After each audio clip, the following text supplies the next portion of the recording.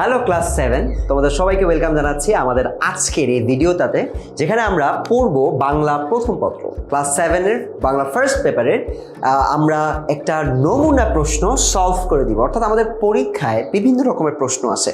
আমাদের ফার্স্ট পেপারে আনন্দ পাঠ থেকে প্রশ্ন আসতে পারে, আমাদের ফার্স্ট পেপারের যে গল্পগুলো রয়েছে, যে কবিতাগুলো রয়েছে, সেখান থেকে প্রশ্ন আসতে পারে। আজকের ভিডিওটা ক্লাস 7-এর প্রত্যেকটি স্টুডেন্টের জন্য, যারা এই গল্পগুলো পড়েছো, তোমাদের অর্ধবার্ষিকী পরীক্ষা বা বার্ষিক পরীক্ষা যেই পরীক্ষার সময় আসুক না কেন, এই ভিডিওটা দেখলে তোমরা তোমাদের সিলেবাসের যে টপিকগুলো আছে ওই টপিকগুলো থেকে কেমন প্রশ্ন আসতে পারে, কেমন এমসিকিউ আসতে পারে, সব কিছু তোমরা ক্লিয়ার হয়ে যাবে। সো অবশ্যই ভিডিওটা দেখতে হবে শেষ পর্যন্ত। আমরা 100 মার্কের একটা প্রশ্ন সলভ করব। অর্থাৎ আমাদের এমসিকিউস থাকবে, আমাদের থাকবে আনন্দ পাঠ থেকে প্রশ্ন, এবং তার পাশাপাশি আমাদের থাকবে সৃজনশীল। এবং সৃজনশীলে কিভাবে লিখলে আমরা ভালো করতে পারবো সেটাও আজকের ভিডিওতে বলে দিব। দেরি না করে চলো শুরু করা যাক। তো আমরা আজকে প্রথমে শুরু করি।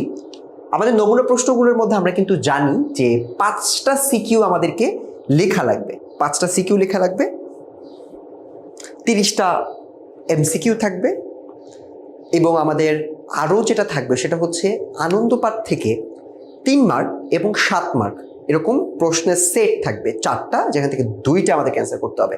সো 30, 20, 50 আর 5টা সিকিউতে 50, টোটাল 100 মার্কের আমরা সমাধান করার চেষ্টা করবো। তো তোমরাও যারা বিভিন্নভাবে পড়াশোনা করেছো, তারা একটা জিনিস চিন্তা করবা যে আজকের এই পরীক্ষাটায় আমি যদি পরীক্ষায় বসতাম আমি কত পেতাম।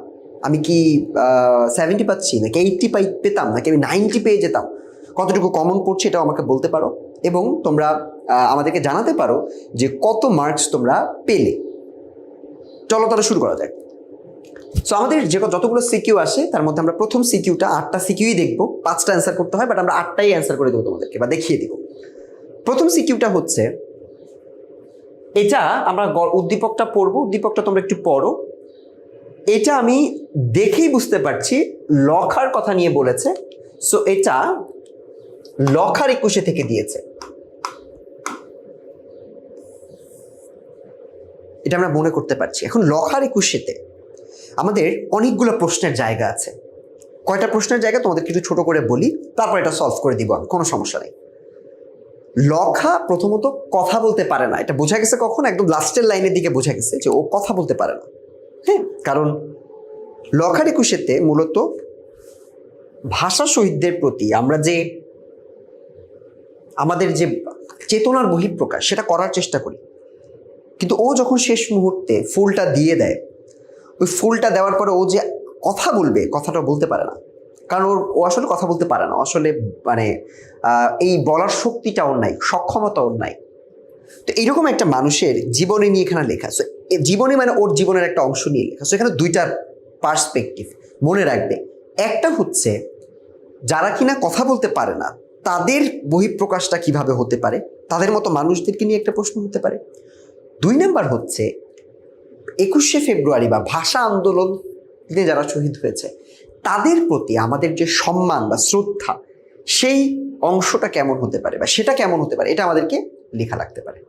তো চলো আমরা একটু দেখি। প্রথমত, হাতের মুঠো পাকিয়ে লখা কি করতো? ওর একটা চরম একটা অভ্যাস ছিল যে লখার 21 গল্পটা তোমরা আশা করি পড়েছো। ও তো কথা বলতে পারে না, ও ঘুমাতো ফ্লোরের উপরে, যেখানে ওর ফ্লোরে ঘুমালে কিন্তু ঠান্ডাকালে, শীতকালে দেখবে কি বুকে ঠান্ডা লেগে যায়, মানে কাশি হয় প্রচুর পরিমাণে। তোমরা যারা ফ্লোরে ঘুমিয়েছো বা কখনো অভ্যাস, হয়তো এক রাত ঘুমিয়েছো বা ঘুমানোর অভ্যাস আছে বা ঘুমানোর অভিজ্ঞতা আছে, তারা দেখবা কি ফ্লোরে ঘুমালে পিঠে ঠান্ডা লাগে। তোর মায়েরা দেখবে এই জন্য নিচে ঘুমাতে দেয় না, কিছু একটা পেতে দেয় যাতে ঠান্ডাটা না লাগে। ওর ঠান্ডা লাগতো, ওর কাশি হতো। এই কাশি নিয়ে ওর বিভিন্ন উদাহরণ দিয়েছে। রেল লাইনগুলোকে ওর একটা সাপের মতো মনে হতো, ঠিক আছে, কাঠবিড়ালির মতো ও গাছে উঠে যেত ফুল পাড়তে, এরকম অনেক বৈশিষ্ট্য কিন্তু বলা আছে। তো লখার আরেকটা চমৎকার বৈশিষ্ট্য হচ্ছে ও হাত মুঠ করে ওর মনটাকে শক্ত করত। এত স্ট্রাগেল, ও কিন্তু অনেক স্ট্রাগেল। সো এই স্ট্রাগেল বা ওর যে দুরবস্থা, এটাকে ও পার করার জন্য হাত মুঠ করে মনটাকে শক্ত করতো। সো আমরা ফার্স্টেতে আমরা পারলাম। তোমরা যারা লিখবে তারা 1-এর মধ্যে 1 পেলে। লখা কেমন জীবনযাপন করে ব্যাখ্যা করা। আমি তোমাদেরকে বলেছি লখা সম্পর্কে একটা চরিত্র আলোচনা হতে পারে। ভাষা আন্দোলন তাদেরকে সম্মান প্রদর্শন, এটা নিয়ে আরেকটা হতে পারে। তো আমরা লখার জীবনটা নিয়ে একটু পড়াশোনা করি। লখা মূলত কি করে? লখা যেখানে বসবাস করে একটা ফ্লোরের উপরে, তারপর কাশি হয়, ও একাই দৌড়ায় বেড়ায়, গাছে উঠে যায়, গাছে উঠলে ওর গা হাত পা ছিলে যাচ্ছিল, তারপর সেখান থেকে ফুল পারে, ও নিজেই নিজেই ও কথা বলে প্রকৃতির সাথে, ফুলের সাথে কথা বলে। বলে না যে ফুলগুলোকে বলে তোরা আমার হাতে নেমে আয়, বলছে কিনা? তোমরা লখার 21 পড়েছো, ছোট্ট একটা গল্প পড়ে ফেলবা। এটাতে কিন্তু আমরা দেখেছি লখা কথা বলে কিভাবে, প্রকৃতিও যেমন নিস্তব্ধ, ও তেমন নিস্তব্ধ, এরকম একটা কথা ও ওকে বলতে দেখা যায়। তো আমরা লখার জীবনযাপনটা একটু উত্তর দেখি। প্রথমটা দেখো, মনটাকে শক্ত করে নেওয়ার জন্য, ঠিক আছে। 2 নাম্বার দেখো, লখার জীবনটা অনেক কঠিন এবং নিম্নমানের। তার মানে ও যেভাবে জীবনযাপন করা উচিত ছিল ওভাবে জীবনযাপন করতে পারে নাই। মানে ও ছোট একটা ছেলে, বা ও বয়স যতটুকুই হোক না কেন, ও মায়ের কাছে থাকবে, ও নিজের কোনো আয় রোজগার নিয়ে চিন্তা করা লাগবে না, দুরন্তপনা থাকবেই, বাট ওর জীবনটা কিন্তু সহজ ছিল না। খাবার থেকে শুরু করে সবকিছু, ঘুমানোর জায়গা, সবকিছু অনেক মানে যার অর্থ সংকটে থাকলে মানুষ যেভাবে জীবনযাপন করে ওরকম একটা জীবনযাপন করছিল। এই যে রাতে শোয়ার জায়গা ফুটপাতের মেঝে, মানে ওর কিন্তু ঘরও নাই, ফুটপাতের মেঝেতে থাকে, ঠান্ডা লেগে যায়। দিনের বেলা মেঝেটি রোদে গরম থাকে। মেঝে মানে হচ্ছে ফ্লোরটা দিন রোদ্দুরে যখন দেখবা ওমা গরম করে, মোটরসাইকেলের সিটটাই গরম হয়ে যায়, বসা যায় না, সেখানে ফ্লোর তো আরো গরম হয়ে যায়, ওখানে ঘুমানো যায় না। তো দিনেও ঘুমাতে পারে না, রাতে ঠান্ডা হয়ে যায়, এই ঠান্ডা মেঝের উপর সে ঘুমায়, এবং তার শরীর ও স্বাস্থ্য ঝুঁকির মধ্যে থাকে, কারণ কাশি হয়, জ্বর ওঠে, এবং এগুলো নিয়ে এসে ছুটে বেড়ায়, ঠিক আছে। সো লখালা তার বাবাকেও চিনে না, ঠিক আছে, অনেকগুলো বৈশিষ্ট্য আছে। সে তার মা একজন রাস্তায় ভিক্ষা করে করে বাসায় আসে। সো লখার এই চরিত্রটা, এইখানে এই প্রশ্নে আমি যতগুলো আলোচনা দিয়েছি, লখার 21 থেকে যদি প্রশ্ন আসে, এই আলোচনাগুলো তোমার সেই জায়গায় লাগবেই লাগবে, মানে যেই প্রশ্ন আসুক না কেন। লখার 21 খুবই ইম্পর্টেন্ট একটা লেখা। লখার চরিত্রটা কেমন, লখা কিভাবে জীবনযাপন করতো, এই প্রশ্ন লখার 21 থেকে আসা যে কোনো সৃজনশীল তোমার কাজে লাগবে। সো এই জন্য তোমাকে আমি বলবো যে এটা শতভাগ গুরুত্বপূর্ণ একটা পার্ট। আর কিছু পারো না পারো, এই অনুধাবনমূলক পার্টটা তোমার মনে রাখতে হবে, যে লখা কিভাবে জীবনযাপন করতো। লিমন ভাইকে পরে এসে বলবা যে ভাইয়া আপনি যেটা বলছেন এটা থেকেই আসছে, হয় খ নাম্বারে আসবে, না হলে গ অথবা ঘ নাম্বারে বলবে সাদৃশ্য বের করতে, আমরা একটু পরে দেখবো। গ নাম্বার কি বলছে দেখো, উদ্দীপকের মিনু ও লখার 21 গল্পের লখার মধ্যকার সাদৃশ্য। তাহলে আমরা একটু উদ্দীপকের মিনুকে একটু পড়ে আসি, আমরা পড়ি না এতক্ষণ পর্যন্ত। মা মরা মেয়ে মিনু, তার মানে একটা বৈসাদৃশ্য পেলাম। মিনুর মা মারা গেছেন, বাট লখার বাবা নাই, সে চিনে না, কিন্তু মা বেঁচে আছে, সো একটা বৈসাদৃশ্য। যদি চাই আমরা এটা লিখতে পারবো। বাবা জন্মের আগেই মারা গেছে, সে মানুষ হচ্ছে এক দুঃসম্পর্কের পিসিমার বাড়িতে, আরেকটা বৈসাদৃশ্য। মিনু পিসিমার বাড়িতে আছে, বাট মিনু কিন্তু রাস্তায় রাস্তায় নাই। বয়স মাত্র 10, কিন্তু এই বয়সে সব রকম কাজ করতে পারে, সে সব রকম কাজই করতে হয়। লোকে অবশ্য বলে যোগেন বসাক মহৎলোক বলে অনাথ বোবা মেয়েটাকে বোবা, সো আরেকটা সাদৃশ্য পেলাম, দুজনেই বোবা, মেয়েটাকে আশ্রয় দিয়েছেন। মহৎ হয়ে সুবিধাই হয়েছে যোগেন বসাকের। পেট ভাতায় যেমন সর্বগুণান্বিত 24 ঘন্টার চাকরানি পাওয়া শক্ত হতো তার পক্ষে। মানে এখানে মিনু যে মেয়েটার কথা উদ্দীপকে বলছে, তাকে চাকরানি হিসেবেই পেয়েছে, এটা মানুষ মনে করতো, কারণ ওকে দিয়ে হয়তো সব কাজ করায়। সো পেট ভাতায় এমন সর্বগুণান্বিত 24 ঘন্টার চাকরানি পাওয়া শক্ত হতো তার পক্ষে। বোবা হতে আরো সুবিধা হয়েছে, নীরবে কাজ করে। মিনু শুধু বোবা নয়, ঈষৎ কালাও, মানে গায়ের রংটা একটু কালো। তো মিনু ও লখার গল্পের মধ্যকার সাদৃশ্য হচ্ছে তাদের দুরবস্থায়। অনেক বৈসাদৃশ্য আছে। একজনের বাবা মারা গেছেন, মা মারা গেছেন, আর লখা তো মা মারা যায়নি। বৈসাদৃশ্য আমাদের চাই না, আমাদের চেয়েছে মিল। সো মিলগুলো আমরা একটু বের করি। ওদের যে জীবনযাপন, এই জীবনযাপন একটা বিরাট মিল লক্ষ্য পাওয়া যায়। জীবন বাস্তবতার দিক থেকে তাদের একটা মিল আছে। জীবন বাস্তবতা মানে দুজনেরই সমাজের লোকজনের কাছ থেকে যে আদরটা ওদের পাওয়ার কথা, যে স্নেহটা পাওয়ার কথা, যে জীবনটা ওদের পাওয়ার কথা, জীবনটা ওরা পায় নাই। উভয় পিতৃমাতৃহীন, এখানে উভয় পিতৃমাতৃহীন লিখছে, তোমরা এটাকে একটু চিন্তা করো। তুমি বলতে পারো স্যার ওর তো মা আছে, বাট যার মা ভিক্ষা করছে ওর তো মা থেকেও নাই, সারাদিন তোর সাথে থাকে না, ওকে দেখে না, সেটা মাতৃহীন। এক কথায় মাতৃহীন বলা যেতে পারে। উদ্দীপকের মিনু বাবা মা নেই, সে ছোটবেলা থেকে অনাথ, দূর সম্পর্কের পিসিমা। এখানে একটু উদ্দীপকের মিনু সম্পর্কে আমরা একটু লিখলাম। তোমরা এই কাজটা করবা, একটু চালাকি এটা। যখন উদ্দীপক সম্পর্কে আলোচনা করবা, উদ্দীপকের কিছু তথ্য সরাসরি তুলে দিলে হয়, ঠিক আছে, সো এটা তুলে একটু তার লেখাটা একটু বড় করা যায়। তো বোবা হওয়াতে সে নিজের মনের কথা প্রকাশ করতে পারে না। লখাও তার বাবাকে চেনে না, মা ফুটপাতের মানুষ, রাতের বেলা ফুটপাতে ঘুমায়, সারাদিন ক্ষুধা ও দারিদ্র্যের সঙ্গে লড়াই করে। এই অভাব, দারিদ্র্য, কঠিন জীবনযাপন উভয়ের মধ্যেই আছে। সো এখানেও আমরা একটা কঠিন জীবনযাপনকে সহজ ভাবে কমন করতে পারছি। উদ্দীপকে মিনু যেমন নিজের কষ্ট সহনীয় পরিস্থিতির মধ্যে বেঁচে থাকে, লখাও তেমন। সো মিনুও বেঁচে থাকে, লখাও বেঁচে থাকে। লখার জীবনযাত্রা কঠিন হলেও তার মধ্যে দেশের প্রতি ভালোবাসা ও শহীদদের প্রতি শ্রদ্ধা ফুটে ওঠে, যা উদ্দীপকে মিনুর মধ্যেও আংশিকভাবে প্রতিফলিত। মিনুর মধ্যে আমরা এরকম কিছু দেখতে পাইছি? মিনুর মধ্যে আমরা এটা কিছু দেখি নাই, বাট সে সব রকম কাজ করতে পারে। হ্যাঁ, সো অনেক ভালো একটা মেয়ে। সো তার সম্পর্কে আমরা এখানে একটা মোটামুটি মিল পাইছি, যদিও এই লাস্টের অংশটুকু উদ্দীপকের মিনুর মধ্যে আংশিকভাবে প্রতিফলিত হয়। এটা পুরোপুরি ফুটে ওঠে না, কারণ ও 21শে ফেব্রুয়ারি নিয়ে কোনো কথা হলে আলোচনা করে না। ও যেটা করছে অ্যাজ এ পার্সন ও কাজ করতে পারে এবং কাজ করতে চায়।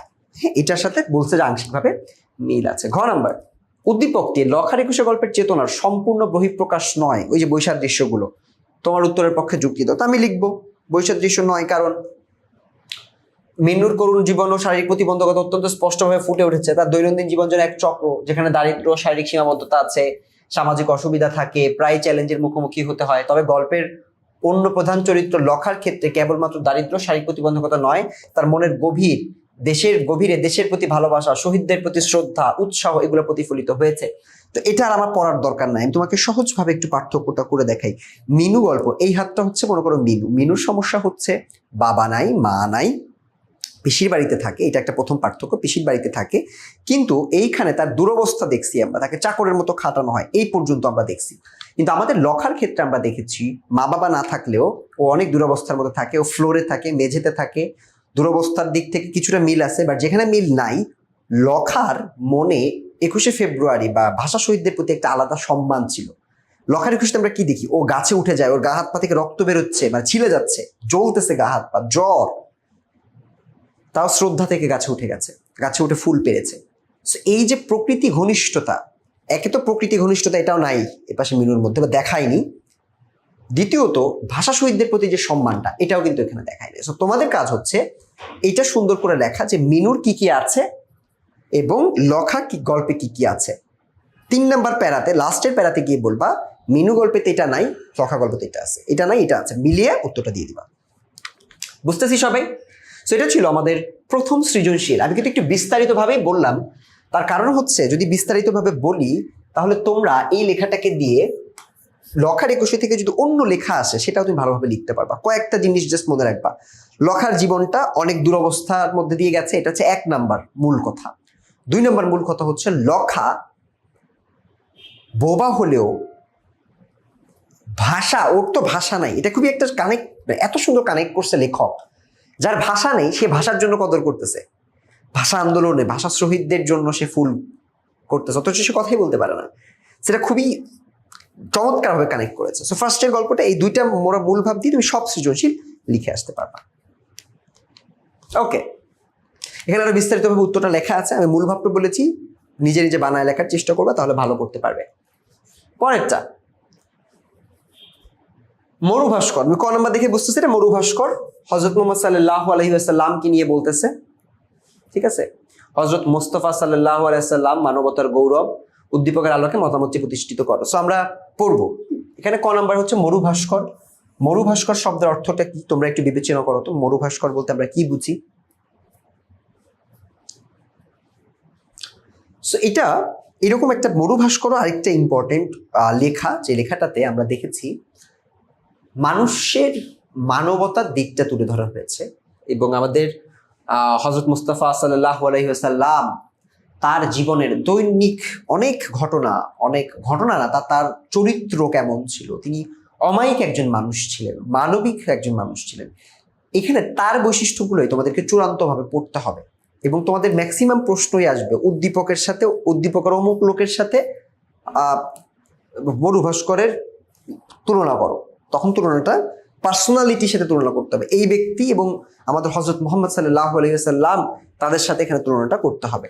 তো মরু ভাস্কর হচ্ছে মরুর সূর্য। ইয়াস, আমি রাইট বলেছি, এখানে আমি 1-এর মধ্যে 1 পেলাম। পরের প্রশ্নটা হচ্ছে মুখস্থ না করে কোনো কিছু লিখে রাখা আরবরা লজ্জার কথা বলে মনে করতেন কেন? এই মরু ভাস্করে আমরা কিন্তু চমৎকার একটা আলোচনা পড়েছি। আলোচনাটা তোমাদের মনে আছে কিনা আমি জানি না, বাট মনে থাকা উচিত। আলোচনাটা ছিল যে ওই সময়ে মানুষ যেহেতু লেখার জিনিসপত্র খুব কম ছিল, ওই সময় মানুষজন যে কোনো কথা, যে কোনো আলোচনা, যে কোনো বই, এগুলো তাদেরকে বললে তারা মুখস্থ করে ফেলতো, তাদের ব্রেনে তারা রাখতো। এখনকার মানুষ তো প্রিজার্ভ করে রাখে, তোমার পিডিএফ অনলাইনে রাখতে পারো, এই যে রেকর্ডেড একটা ভিডিও হিসেবে তুমি চাইলে দেখতে পারো বা রাখতে পারো। তখন কিন্তু এরকম ছিল না, তখন তারা এগুলো তো হারায় যাবে, সো তারা নিজেরা মুখস্থ করে ফেলতো মাথার মধ্যে, এবং পরবর্তী আরেকজনকে মুখস্থ করাইতো যাতে জনে জনে এটা মনে থাকে। ঠিক আছে, সো পরবর্তীতে তারা একজন একজনকে পাস করতো। তো তখনকার মানুষের ব্রেন এতটাই ভালো ছিল, তারা বা এতটা ডেডিকেটেড ছিল, তারা প্রত্যেকটা ঘটনা, বই তারা মুখস্থ করে রাখতো যাতে করে এটা হারায় না যায়। সো এই জন্য লেখক এখানে বলছে যে মুখস্থ না করে কোনো কিছু লিখে রাখা আরবরা লজ্জার কথা বলে মনে করতেন, কারণ তারা চিন্তা করতেন আমার ব্রেনটাকে আল্লাহ এতটা ভালো দিছে, তো আমি কি এতটুকু পারবো না যে একটা জিনিস আমি মুখস্থ করে রাখবো? অবশ্যই পারবো এটা আমরা করতে। সো এটাকে আমরা বলছি আমাদের মুখস্থ না করে কোনো কিছু লিখে রাখা, এটাকে তারা লজ্জার কথা বলে মনে করতেন। বুঝতে পেরেছি? পরেরটা একটু আমরা দেখি, গ নাম্বারটা একটু আমরা দেখার চেষ্টা করি। মুখস্থ না করে, এটা তো পড়লাম, উদ্দীপকের ধর্মীয় শিক্ষকের বক্তব্যে মরু ভাস্কর প্রবন্ধের কোন বিষয়টি চিত্রিত হয়েছে? তো উদ্দীপকটা তোমরা একটু পড়ো, তো উদ্দীপকটা তোমরা একটু পড়ার চেষ্টা করো। ধর্মীয় শিক্ষক গোলাম রাব্বানী শিক্ষার্থীদের জানালেন, এক বুড়ি প্রতিদিন মহানবী সাল্লাল্লাহু আলাইহি সাল্লামের যাওয়ার পথে কাঁটা বিছিয়ে রাখতেন, কিন্তু হঠাৎ একদিন কাঁটা না দেখতে পেয়ে মহানবী সাল্লাল্লাহু আলাইহি সাল্লাম তার বাড়িতে গিয়ে দেখেন বুড়ি অসুস্থ। তাকে সেবা যত্ন করে সারিয়ে তোলেন মহানবী। চমৎকার একটা ঘটনা, আমি অনেক আগে শুনেছি এই ঘটনাটি, যে কিনা আমার বিপদ করেছে, আমাকে বিপদে রেখেছে, তাকেও অসুস্থ হলে আমরা টেক কেয়ার করবো। এটাই হচ্ছে এই কথাটার একটা লেসন, এই গল্পটার একটা লেসন। সো আমরা এখানে একটু পড়ার চেষ্টা করি। উদ্দীপকের ধর্মীয় শিক্ষকের বক্তব্যে মরু ভাস্কর প্রবন্ধের কোন বিষয়টি চিত্রিত হয়েছে? মহানবী সাল্লাল্লাহু আলাইহি সাল্লামের যে মানবতাবাদী যে দিকটা, সেই দিকটা এখানে ফুটে উঠেছে। ঠিক আছে, ওকে, তাহলে এবার পরের অংশটা একটু দেখি, এখানে মানবতার অংশ কিভাবে তারা লিখেছে দেখো। সো এখানে আমরা কি বলি দেখো, লাস্টের অংশটাতে উদ্দীপকের ধর্মীয় শিক্ষকের বক্তব্যে মরু ভাস্কর প্রবন্ধের মহানবীর ক্ষমা ও মানব প্রেমের আদর্শ চিত্রিত হয়েছে। তিনি কেমন মানুষ ছিলেন, তার বৈশিষ্ট্যগুলো কেমন ছিলেন, তিনি কিভাবে জিনিসগুলোকে চিন্তা করতো, সেগুলো আমাদের এখানে লিখতে হবে। দেখো এখানে কি কি কি লিখছে, কলমটা কইয়ে রাখলাম আমি, কলমটা একটু খুঁজে বের করি। হ্যাঁ, এই যে কলমটা। সো এখানে বলছে যে তার মানব প্রেম, তার মানুষ সম্পর্কে তিনি যে কথাটা বলেছে যে মানব প্রেমের আদর্শ চিত্রিত হয়েছে। তারপর হলো মনে করো তার বন্ধু বিয়োগ হলে চমৎকারভাবে লেখা আছে যে তার ফ্রেন্ডদের প্রতি সে ছিলেন অনেক সহনশীল। বন্ধুরাও যদি মারা যেত সেক্ষেত্রে বা অসুস্থ হতো, সে সেখানে গিয়ে তাদের টেক কেয়ার করার চেষ্টা করত। ঠিক আছে, তারপর কাউকে ছাড়া তিনি কথা বলেননি, কাউকে করা কথা কখনো বলেন না। তার বাসায় একজন লোক কাজ করতেন, তিনিও বলেছেন যে এত বছর ধরে আমি কাউকে, হযরত মুহাম্মদ সাল্লাল্লাহু আলাইহি সাল্লামকে কখনো আমরা করা কথা বলতে দেখিনি। সো এখানে তোমাদের যেটা পড়তে হবে সেটা হচ্ছে তার যে চরিত্রটা, এই চরিত্রের দিকটা একটু সুন্দর করে ফুটায় রাখতে হবে, যে কিভাবে আসলে তিনি মানুষজনকে ভালোবাসতেন, এইটা। আচ্ছা, উদ্দীপকের ধর্মীয় শিক্ষকের বক্তব্যে মরু ভাস্কর প্রবন্ধের কোন বিষয়টি চিত্রিত হয়েছে এটা আমরা বললাম। ঘ নাম্বারটা পড়ি। হযরত মুস্তাফা সাল্লাল্লাহু আলাইহি সাল্লাম মানবতার গৌরব উদ্দীপকের আলোকে মতামতটি প্রতিষ্ঠিত করো। সো মানবতার গৌরব। আচ্ছা, মানে এখানেও আমাদের দেখো এই যে ঘ নাম্বারের প্রশ্ন একই রকম। সো হযরত মুহাম্মদ সাল্লাল্লাহু আলাইহি ওয়াসাল্লাম তিনি আসলে কত ভালো মানুষ ছিলেন, তার চরিত্রের দিকগুলো এখানে আবার আলোচনা করতে হবে এবং করে বলতে হবে যে তিনি আমাদের অধিনায়ক, আমাদের প্রতিনিধি, এবং তাকে আমাদের স্মরণে রাখা উচিত। এই যে আলোচনাটা, এই আলোচনাগুলো আমরা তার কাছ থেকে পেতে পারি। All right.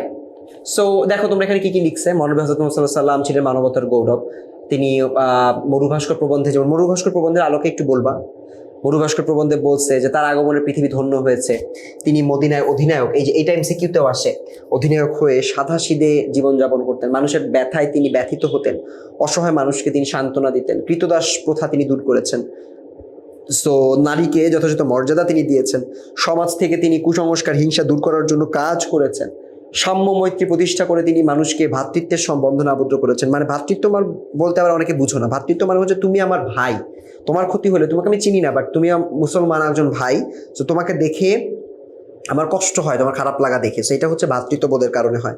তো এরকম সকল জিনিসপত্র আমরা মহানবী সাল্লাল্লাহু আলাইহি ওয়াসাল্লামের জীবনের সাথে পেয়েছি, দেখতে পেয়েছি। ঠিক আছে, তো এবার আমরা একটু পরের অংশটা দেখি। 3 নাম্বার এমসিকিউটা আমরা অলরেডি 2টা এমসিকিউ পড়ে ফেলছি। 2টা এমসিকিউ কিন্তু 2টা গল্পকে কমপ্লিট করার মতো করে আমি পড়েছি। সো তোমাদের কিন্তু এটা একটু মনে রাখতে হবে, জাস্ট সিকিউ অ্যান্সার করলেই হবে না, তোমাদের সিকিউ এর অ্যান্সারের সাথে সাথে ওই গল্পটাও একটু কভার করে ফেলতে হবে, যাতে অন্য সিকিউ আসলেও আমরা লিখতে পারি। একটা এমসিকিউ দেখো, সিকিউ দেখো। প্রথমে হচ্ছে আন্দামান কি? এখানে আমরা দেখবো আন্দামান হচ্ছে একটা দ্বীপ, আন্দামান দ্বীপ আমরা শুনছি নাম। লাটু কিভাবে পাখিটিকে বাঁচালো? এখানে আমরা বুঝতে পারতেছি ওই যে একটা হাঁসকে বাঁচায় না তারা, মনে আছে পাখি গল্পর? ছাই রঙের একটা হাঁস গুলি খেয়েছিল যে হাঁসটা, বা আঘাত পেয়েছিল যে হাঁসটা, মনে আছে? যাকে লাটু এবং তারা বাঁচিয়েছিল। তো চলো আমরা, লাটু হচ্ছে ফ্রেন্ড আর কি, হ্যাঁ, মেয়েটার ফ্রেন্ড ছিল লাটু, এবং আমরা প্রথম থেকে একটু পড়ার চেষ্টা করি। লাটু অত্যন্ত বুদ্ধিমত্তার সঙ্গে সেবা দিয়ে পাখিটিকে বাঁচিয়েছিল, কারণ লাটু বুঝেছিল যে প্রপার ট্রিটমেন্ট না দিলে বা সেবা না করলে এই হাঁসটাকে আসলে পাখিটিকে আর বাঁচানো যাবে না, এই যে যত্ন না দিলে বাঁচাতে পারবে না। সে নিজেই বুদ্ধি খাটিয়ে এমন ব্যবস্থা করলো যাতে পাখিটা নিরাপদে থাকতে পারে। তারা একটা সুন্দর করে ডালের মধ্যে একটা ঝুড়ি দিয়ে ব্যবস্থা করেছিল। এই জিনিসগুলো তোমরা একটু সুন্দর করে এখানে লিখবা।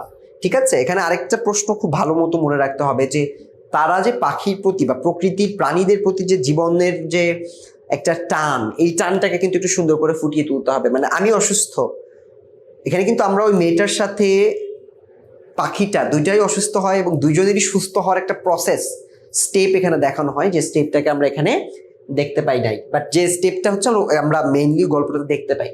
লাটু পাখির ডানার কাটা জায়গায় হলুদ দিয়েছিল, সে ঝুড়ি থেকে পড়ে যায় কিনা, উঠতে চলে ঝুড়ি থেকে পড়ে যায়, লাটু ধৈর্য হারায় না, আস্তে আস্তে তাকে ঝুড়িতে বসিয়ে মলম লাগায় এবং আস্তে আস্তে পাখিটি সুস্থ হয়ে ওঠে। সো এই কার্যক্রমটাই পুরোটা তোমরা এখানে ব্যাখ্যা করবা।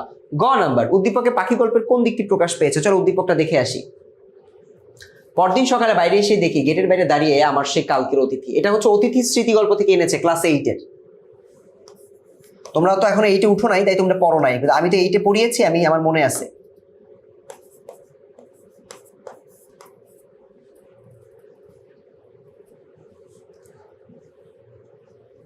আমার গেটের বাইরে দাঁড়িয়ে আছে আমার সে অতিথি, বললাম তোকে খেতে নেমন্তন্ন করলাম। একটা কুকুর, অতিথি হচ্ছে একটা কুকুর। জবাবে সে মুখ পানে চেতে এমন লেজ নাড়তে লাগলো। বললাম আজ তুই খেয়ে যাবি, না খেয়ে যাস নে, বুঝলি? প্রত্যুত্তরে সে শুধুই ঘন ঘন লেজ নাড়লো। অর্থবোধহয় এই যে, সত্যি বলছো তো? রাত্রে চাকর এসে জানালো সেই কুকুরটা এসে আজ বাইরের বারান্দায় নিচে উঠানে বসে আছে। বামুন ঠাকুরকে ডেকে বলে দিলাম ও আমার অতিথি, ওকে পেট ভরে খেতে দিও। সেখানেও একটা পশু প্রেম আমরা দেখতে পাচ্ছি। ওখানে একটা পাখি, এখানে একটা কুকুর, দুইটার মধ্যে একটা পশু প্রেম কিন্তু আমাদের মধ্যে স্পষ্ট আছে। সো পাখি গল্পের কোন দিকটি প্রকাশ পেয়েছে? পশু প্রেম বা পশু পাখির প্রতি, প্রকৃতির যে সৃষ্টির প্রতি, বা আল্লাহর যে সৃষ্টি করেছেন আমাদের মানুষ সহ আরো কিছু, আমরা তো আশরাফুল মাখলুকাত, বা এর বাইরে আরো যে অনেক প্রাণী জীব সৃষ্টি করেছেন, সেই জীবের সাথে আমাদের কেমন আচরণ করা উচিত, এটা আমরা মূলত ফুটিয়ে উঠেছে। যেমন সহানুভূতি আমাদের থাকা উচিত, এটা ফুটে উঠেছে। ভালোবাসার দিকটি ফুটে উঠেছে। মনে করো এইটা হচ্ছে এই গল্প থেকে সব থেকে ইম্পর্টেন্ট লাইন হচ্ছে এইটা। সবগুলো প্রশ্নে তোমাকে আরেকটা র্যান্ডম এমসিকিউ দিবে, দিয়ে বলবে কি, এমসিকিউ না, একটা উদ্দীপক দিবে, দিয়ে বলবে কি দুইটার মধ্যে মিল আছে কোথায় দেখাও। এবং ম্যাক্সিমাম মিলগুলো, আমার কথা শুনে রাখো, মনে করো আমি তোমাদেরকে বলে দিচ্ছি একদম 100% এটাই আসে। ম্যাক্সিমাম তুলনাগুলো এই সহানুভূতি নিয়ে লিখতে হবে এবং এই ভালোবাসার দিকটি ফুটে উঠেছে, এই একই কথাই লিখতে হবে তোমাদের। সো এটা ভালো করে পড়ো। উদ্দীপকে দেখা যায় লেখক একটি কুকুরকে অতিথি হিসেবে গ্রহণ করেছেন। তিনি কুকুরটির প্রতি আন্তরিক সহানুভূতি দেখিয়েছেন। কুকুরটিও যেন লেখকের আন্তরিকতা বুঝতে পেরে লেজ নাড়িয়ে সাড়া দিয়েছে। লেখক তার বাড়ির বামুন ঠাকুরকে নির্দেশ দিয়েছেন যাতে কুকুর অতিথিকে যথাযথ আপ্যায়ন করানো হয়। এখানে লেখকের দিক থেকে পশুর প্রতি সহানুভূতি, ভালোবাসা, আন্তরিকতা প্রকাশ পেয়েছে। একইভাবে পাখি গল্পে পশু পাখির প্রতি সহানুভূতি, ভালোবাসা প্রকাশ পেয়েছে। কারণ একটা পাখি অসুস্থ হয়েছে, তাকে সুস্থ করার চেষ্টা করা হলো।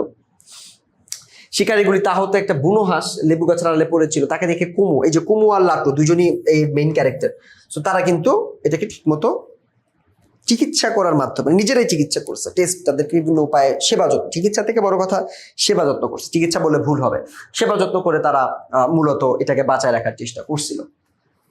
ঠিক আছে, ঘ নাম্বার, উদ্দীপকের অতিথি এবং পাখি গল্পের পাখিটি কি একই পরিস্থিতির শিকার? তোমার মতামত ব্যক্ত করো।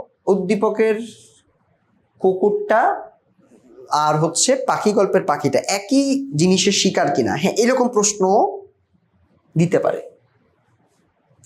কি বলতেছে দেখো, উদ্দীপকের কুকুর ও পাখি গল্পের পাখি দুটো প্রাণীকেই কেন্দ্র করে মানুষের সহানুভূতি ভালোবাসা প্রকাশ ঘটেছে, তোমাদের পরিস্থিতি দুটো আলাদা ছিল। উদ্দীপকেরটা কিন্তু একটা কুকুর তাকে অতিথি হিসেবে নিমন্ত্রণ করছে, প্রথমে কুকুরটা আসতে চায় না, পরে লেখক তাকে আন্তরিকভাবে আপ্যায়নের ব্যবস্থা করেন, বাড়ির লোকজন জানিয়ে দেন যে সে তার বিশেষ অতিথি। এখানে কুকুরটি যেন বিপদগ্রস্ত অবস্থায় ছিল না, কুকুরটি কিন্তু আসলে খুব খারাপ বা আহত অবস্থায় ছিল না, বাট আমাদের কিন্তু পাখি গল্পের জায়গায় কিন্তু আমরা দেখেছি লেখক কিন্তু দেখাইছে যে পাখিটা বিপদগ্রস্ত ছিল। ঠিক আছে, সো এক ধরনের মানবিক দৃষ্টিভঙ্গির পরিচয়ক। সো এখানে যেটা ছিল এটা আগেরটার সাথে কিন্তু মিল নাই, এটা কিন্তু একটু আলাদা। অন্যদিকে পাখি গল্পে একটি সম্পূর্ণ ভিন্ন পরিস্থিতি ছিল, সেই ভিন্ন পরিস্থিতির মধ্যে বিলের পারে এক শিকারের গুলিতে আহত হয়ে ছাই রঙের একটি বুনো হাঁস দল ছাড়া হয়ে লেবু গাছের আড়ালে লুকিয়ে পড়ে। কুমু ও লাটু সেটিকে আবিষ্কার করে গভীর সহানুভূতিশীল মমতা মিশ্রিত সেবা করতে শুরু করে। সো একটাই হচ্ছে অসুস্থ একটা প্রাণী ছিল, একটা হচ্ছে অসুস্থ পরিস্থিতিতে ছিল বিপদগ্রস্ত একটা পাখি ভার্সেস আরেকটা হলো বিপদগ্রস্ত না, একটা অতিথি হিসেবে একটা কুকুরকে ট্রিটমেন্ট দেওয়া হয়েছে। যদিও গল্পটা যখন পুরো পড়বো তখন তোমরা বুঝবা কনটেক্সটটা একটু আলাদা ছিল, বাট উদ্দীপকে যতটুকু আছে ততটুকুর ভিত্তিতে আমরা বলতে পারি পরিস্থিতি আলাদা, এটা আমরা বলতে পারি। রবীন্দ্রনাথ ঠাকুরের কাব্য কবিতার প্রতি, আচ্ছা পরের কবিতাটা পরের একটা আছে, এটা কবিতার জন্য না, এটা মনে হয় শব্দ থেকে কবিতা থেকে আসছে মনে হয়। ইয়েস, শব্দ থেকে কবিতা, এটাও very very important, very very important. এটা 100% গুরুত্ব দিয়ে পড়বা,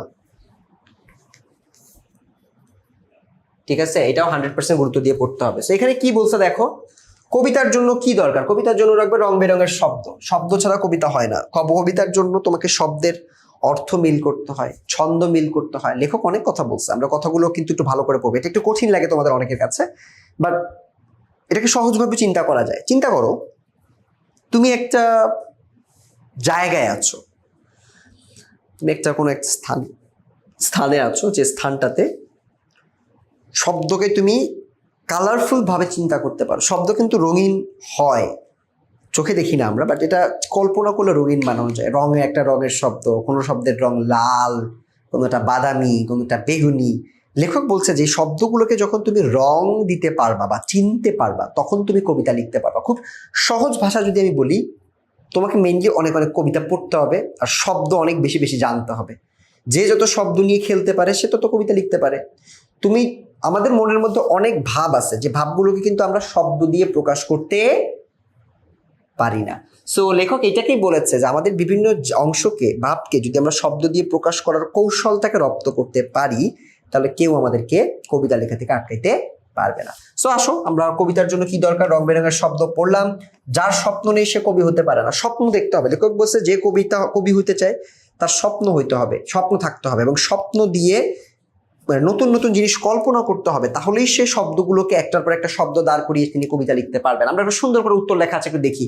কবিতা লিখতে হলে স্বপ্ন দেখা প্রয়োজন, যার স্বপ্ন নেই সে কবি হতে পারে না। কবিতা কেবল কবিরাই লিখতে পারেন, কারণ কবিরা স্বপ্ন দেখতে পারেন, স্বপ্নের ছবি আঁকতে পারেন, নতুন নতুন ছবি, নতুন নতুন ঘটনা তিনি ব্যাখ্যা করেন, নতুন নতুন ভাব তাদের মধ্যে আসে, এবং এই ভাবগুলোকে বিভিন্ন শব্দ দিয়ে তারা বাস্তবে রূপান্তরিত করে। তারা স্বপ্নকে শব্দের মাধ্যমে প্রকাশ করেন। এই জন্য স্বপ্ন না দেখতে পারলে কবিতা লেখা যায় না। তার মানে তুমি যত স্বপ্ন দেখতে পারবা, নতুন নতুন ভাব তুমি উন্মোচন করতে পারবা, এবং ওই ভাবগুলোকে শব্দের মাধ্যমে তুমি তুলে ধরতে পারবা। সো এখানে কিন্তু আমরা স্বপ্নের একটা গুরুত্ব দেখতে পাচ্ছি। উদ্দীপকে ডক্টর আয়েশা বেগমের বক্তব্যের সাথে শব্দ থেকে কবিতা সাদৃশ্য মিল করতে বসে। দেখি উদ্দীপকে কি আছে। রবীন্দ্রনাথ ঠাকুরের কাব্য কবিতার প্রতি কাবেরীর বিশেষ দুর্বলতা, মাঝে মাঝে তারও ইচ্ছা হয় এমন সুন্দর সুন্দর কবিতা লেখার। তাই কাবেরী একদিন ডাক্তার আয়েশা বেগমকে তার এই আগ্রহের কথা জানান। আয়েশা বেগম বলেন, কবিতা লিখতে হলে নতুন কথা ভাবতে হবে, আর সেই কথাকে পরিয়ে দিতে হবে শব্দ ও ছন্দের রঙিন সাজ পোশাক। ইয়াস, দুজনের মধ্যে মিল আছে, দুজনের মধ্যে অবশ্যই 100% মিল আছে। মিল হচ্ছে দুজনই শব্দকে প্রায়োরিটি দিয়েছে। তারা দুজনই বলেছেন যে শব্দ থাকতে হবে। কবিতা লেখার জন্য লেখক শব্দ থেকে কবিতা প্রসঙ্গ বিষয়গুলোর কথা বলেছেন। তা উদ্দীপকের ডক্টর আয়েশা বেগম যেটা বলেছেন একই কথা বলেছেন। শব্দ থেকে কবিতা প্রবন্ধে হুমায়ুন আজাদও বলেছেন যে কবিতার জন্য চাই শব্দ, স্বপ্ন দেখতে হবে এবং সেই স্বপ্নগুলোর সাথে শব্দগুলোকে কানেক্ট করতে হবে, একটার সাথে আরেকটা ডট কানেক্ট করে করে আমরা কবিতা তৈরি করতে পারবো। তারপর বলেছেন প্রচুর কবিতার বই পড়তে হবে, দু চোখ মেলে আশেপাশে সবকিছু লক্ষ্য করতে হবে, নতুন ছবি নতুন ভাব নিয়ে খেলা করতে হবে, শব্দের মায়াবী রূপ জানতে ও চিনতে হবে, এগুলোর মধ্য দিয়ে অভিজ্ঞতা সঞ্চয় করতে হবে। তার মানে তুমি যত বেশি স্বপ্ন দেখবা, যত বেশি অভিজ্ঞতা অর্জন করবা, যত বেশি শব্দ সম্পর্কে জানবা, তত বেশি তুমি তোমার জীবনটাকে মানে কবিতা লেখার যে শক্তি এটাকে বাড়াতে পারবা। আচ্ছা, এখানে আমরা মিল পাইছি। উনি একই কথা বলছেন, আয়েশাও একই কথা বলছেন, কবিতা লেখার বিভিন্ন বৈশিষ্ট্য কথাই তিনি ফুটিয়ে তুলেছেন। তিনি নতুন নতুন ভাবতে বলেছেন, যে ভাবের কথা কিন্তু আমাদের হুমায়ুন আজাদও বলছে। শব্দ সন্দেহের ছাঁচ, তিনিও বলছে রং বেরঙের শব্দ দিয়ে সাজাইতে হবে, একই কথা। সো এটা সাদৃশ্যপূর্ণ, আমরা এটা লিখতে পারবো। তুমি যদি এই প্রশ্ন লিখতে পারো, তুমি 3 আউট অফ 3 পাইতে পারো। যদি তোমার টিচার নাম্বার কম দিতে চায় তাও 2.5 পাবা। ঠিক আছে, চমৎকার। চলো ঘ নাম্বার দেখি। মেইনলি এটা একটু সহজ কেন জানো, ঘ নাম্বার আর গ নাম্বার একই ছিল। তো একই লেখা তুমি একটু প্যারাফ্রেজ করে মানে একটু লাইনগুলো ঘুরিয়ে পেঁচিয়ে লিখলেই হবে। কি লিখছে, একই তাদের বক্তব্য যেন একই সূত্রে গাথা, মানে সাদৃশ্যপূর্ণ আর কি, এই একই আলাপ। গ নাম্বারে যেটা লিখছো ওইটাই তোমাদেরকে একটু ঘুরায় পেঁচায় লিখতে হবে, যে ওয়াই দুইটা কথাবার্তা সেম। সো তুমি একবার প্রথমে কি করবা, বলবা হ্যাঁ একই সূত্রে গাথা, ক নাম্বার প্রথম লাইনে লিখলা, ঘ নাম্বারে প্রথম লাইনেটা লিখলা, খ নাম্বারে একটু বইয়েরটা নিয়ে আলোচনা করলো, শব্দ থেকে কবিতা নিয়ে কি বলা আছে, পরের প্যারায় উদ্দীপক নিয়ে আলোচনা করলো এবং তার পরের প্যারায় উদ্দীপক নিয়ে আলোচনা করলো এবং বইয়ের সাথে একটু মিলাইলা। ঘ নাম্বারে লাস্টের প্যারাতে এসে তুমি পুরাটা নিয়ে একটা ভার্ডিক্ট দিলা যে উদ্দীপকের এবং শব্দ থেকে কবিতার এই জায়গাগুলোতে মিল পাওয়া গেছে, তার মানে এটা একই সূত্রে গাথা। ঠিক আছে, তাদের মূলের যে ভাবটা, সে ভাবটা যে একই সূত্রে গাথা, এটাই তোমার মূলত এখানে বোঝানোর চেষ্টা করা হয়েছে। ঠিক আছে, সো আমরা কিন্তু এই ঘ নাম্বার দেখো এখানে একই কথা বলছে, যে শব্দ ছন্দের মাধ্যমে এটাকে প্রকাশ করার কথা বলা হয়েছে, যে শব্দ ছন্দের মাধ্যমে প্রকাশ করতে হবে। তারপর লেখকের কথা প্রকাশিত হয়েছে, তিনিও বলেছেন নতুন কথা ভাবতে, একই একই জিনিস। একটু আগে যে প্রশ্নগুলো লিখেছো এগুলাই দেখো আরেকবার করে লিখতে বলছে। সো 4টা সিকিউ কিন্তু আমরা পড়ে ফেললাম। ঠিক আছে,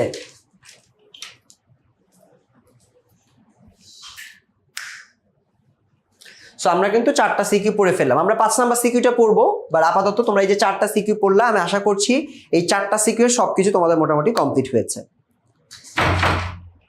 এবার আমরা 5 নাম্বার সিকিউটা শুরু করবো। সো 5 নাম্বার সিকিউটা কি আছে একটু দেখো।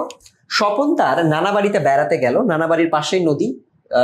আমি এটা সম্পর্কে একটু পরে পড়ি, আমার মনে হয় এটা হচ্ছে ওই যে একটা কবিতা আছে না, নতুন দেশ পড়ছো, নতুন দেশ থেকে আসছে, যেখানে লেখা আছে, এটা দেখেও আমি বলতে পারতাম নতুন দেশ। ওই যে বাবা কেন আপিসে যায়, যায় না নতুন দেশে, মনে আছে?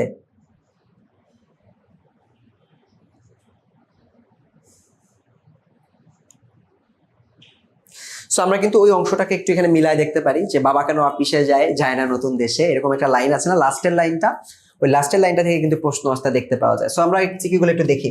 স্বপন তার নানা বাড়িতে বেড়াতে গেল, ওকে এগুলো পরে পড়ি। কি সারে সারে দাঁড়িয়ে আছে, নারকেল গাছের কথা বলছিল না তাল গাছের কথা বলছিল, কবিতার লাইন থেকে দিছে প্রশ্ন।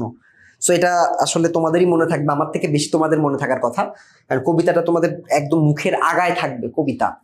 কবিতার কিন্তু ভাব নিজের মুখের আগায় থাকতে হবে, মাথায় থাকতে হবে, নাহলে কিন্তু প্যারা হয়ে যাবে ভাইয়া, বিপদে পড়ে যাবা। সো আগে এই জন্য ভালো করে পড়বে। আচ্ছা, কি সারে সারে দাঁড়িয়ে আছে, নারিকেলের বনগুলো, আমি তাল বলতে গেছিলাম, নারিকেলের বনই হবে প্রথমে যেটা বলছো, এটাই কারেক্ট।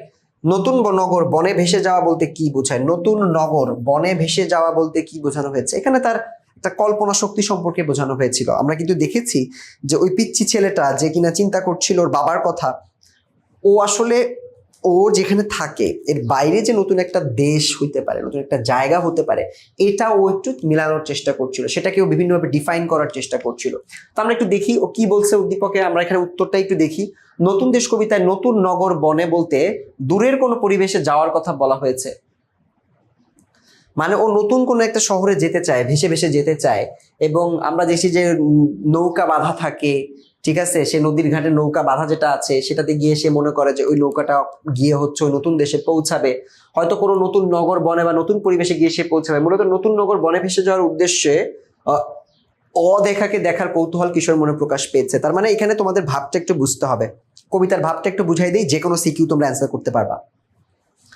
নতুন দেশ মূলত একটা ছেলের কৌতূহলের বহিঃপ্রকাশ, শিশু মনের যে কৌতূহল, ও তার নিজের এলাকা সম্পর্কে একটু বোর্ড বললে ভুল হবে, এটা মূলত একটা জায়গায় ও থাকে, বাট ও সারা জীবন দেখতেছে যে এইখানটা দূরে নতুন নতুন গ্রাম দেখা যাচ্ছে, নদী দেখা যাচ্ছে, নারকেল গাছের সারি দেখা যাচ্ছে, তার পাশে কি আছে আমি তো কোনোদিন যাই নাই, যারা নৌকাতে আছে তারা তো নৌকাতে করে মনে হয় গেছে।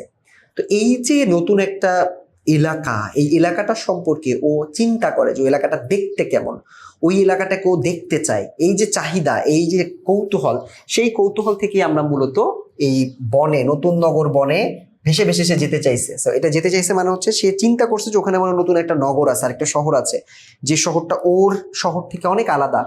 হ্যাঁ, ওর বাবা ওকে ওটা নিয়ে যায় না। সো এই যে শহরে যাওয়া, নতুন জায়গায় যাওয়ার ইচ্ছা, এবং তার বাবা প্রত্যেক অফিসে যাচ্ছে কিন্তু তাকে নতুন কোনো জায়গায় নিয়ে যাচ্ছে না, এই যে একটা কমপ্লেইন, আক্ষেপ বলতে পারো বা ছোট্ট একটা অভিমান বলতে পারো, এই অভিমানটা কিন্তু আমরা স্পষ্টভাবে এখানে দেখতে পেয়েছিলাম। এটা আমাদের ওই নতুন দেশ লেখার মধ্যেই, কবিতার মধ্যে স্পষ্ট উল্লেখ আছে। সো তোমরা ওইটা দিয়েই মোটামুটি লেখার চেষ্টা করবে। অলরাইট,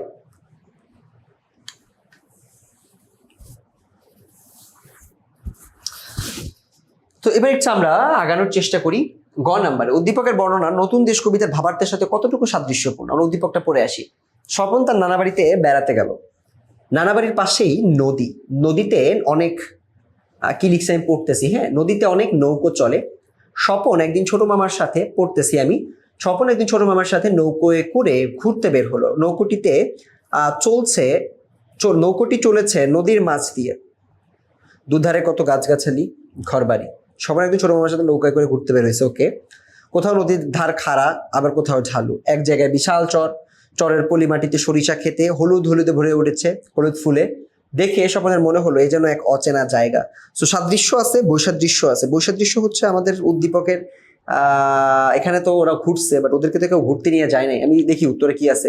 উদ্দীপকের বর্ণনা নতুন দেশ কবিতার উল্লেখিত অজানাকে জানার কৌতূহল প্রকাশের দিক দিয়ে পুরোপুরি সাদৃশ্যপূর্ণ। সো আমরা এখানে অনেকটা সাদৃশ্য দেখতে পারলাম। যে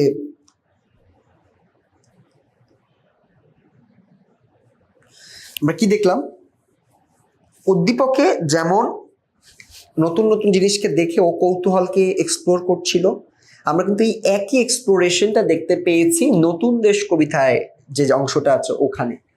ঠিক আছে, সো আমরা কিন্তু এখানে নতুন দেশ কবিতার সাথে একটা চূড়ান্ত রকমের ভাবার্থ দেখতে পেয়েছি, যে তারা দুইজনই যখন নতুন দেশে, যখন নতুন নতুন নারকেলের শাড়ি, নদীর উপরে খেয়া নৌকা আছে, সে নৌকাগুলোর কোথায় যাচ্ছে, কোন গ্রাম আছে, এগুলো যেমন বলছিল, ওই একই কল্পনামূলক আলোচনাটা আমরা এখানেও দেখতে পেয়েছি। সো সেই দিক থেকে একটা কথা বলছে, যেটা কোথায় গিয়ে পৌঁছাবে সেটা কেউ বলতে পারে না, নতুন কোনো বন নগর রয়েছে, এই বিষয়গুলো তাদের মধ্যে রয়েছে। সো এখানে উদ্দীপকের স্বপন নানা বাড়িতে বেড়াতে যায় এবং ঘুরতে বেড়েছে, সেই উদ্দীপক কথা বলছে। এখানে অজানাকে জানার আগ্রহ, অদেখাকে দেখার ইচ্ছা ব্যক্ত হয়েছে, মানে তারা দুজনই অদেখাকে দেখতে চেয়েছে। বাট একটু বৈসাদৃশ্য আছে, এটা আমরা দেখবো। উদ্দীপক নতুন দেশ কবিতার অজানাকে জানার আনন্দের কথা প্রকাশিত হয়েছে, কথাটি মূল্যায়ন করে একই কথা। আমার মনে হয় এখানে আর বৈসাদৃশ্য জানতে চাই নাই, দুইটাতেই সাদৃশ্য চেয়েছে। সো একই জিনিস আবার লিখতে হবে, যে তারা কতটা আগ্রহ প্রকাশ করেছে। নতুন দেশ কবিতায় কিন্তু আগ্রহটা স্পষ্ট দেখা গেছে। ওখানে আমরা দেখেছি যে লেখক বলছিল যে বাবা কেন আপিসে যায় না নতুন দেশে। সো তার বাবা তাকে কেন আপিসে যায় এবং তাদেরকে নিয়ে নতুন দেশে নিয়ে যায় না, বা নতুন দেশ সম্পর্কে তাদেরকে কিছু কেন বলে না, এই আকাঙ্ক্ষা, আক্ষেপটা কিন্তু তার আগ্রহটাকেই প্রকাশ করছে। তো এই আগ্রহের বহিঃপ্রকাশ বা আগ্রহটাকে যে প্রকাশ করছে, সেটাকে কিন্তু আমরা উদ্দীপকেও দেখতে পেয়েছি। উদ্দীপকে কিন্তু ও যে নতুন নতুন জায়গায় ঘুরে বেড়াচ্ছে নৌকায় করে, দেখছে যে এখানে একটা জায়গা, এখানে আরেকটা জায়গা, সরিষা ফুল, হলুদ ফুল, এগুলো তাকে বিস্মিত করছে। সেই বিস্মিত করা, বিস্ময় কাজ করা, এই দুইটাই কিন্তু সাদৃশ্যপূর্ণ, এবং এই জন্য এটাকে বলা যায় যে একইভাবে প্রকাশিত হয়েছে, তাদের আনন্দের কথা প্রকাশিত হয়েছে। এই যে অজানাকে জানার ভার্ডিক্টটা দিয়ে দিয়েছে, অজানাকে জানার আদর্শের কথা প্রকাশিত হয়েছে। ঠিক আছে, অলরাইট।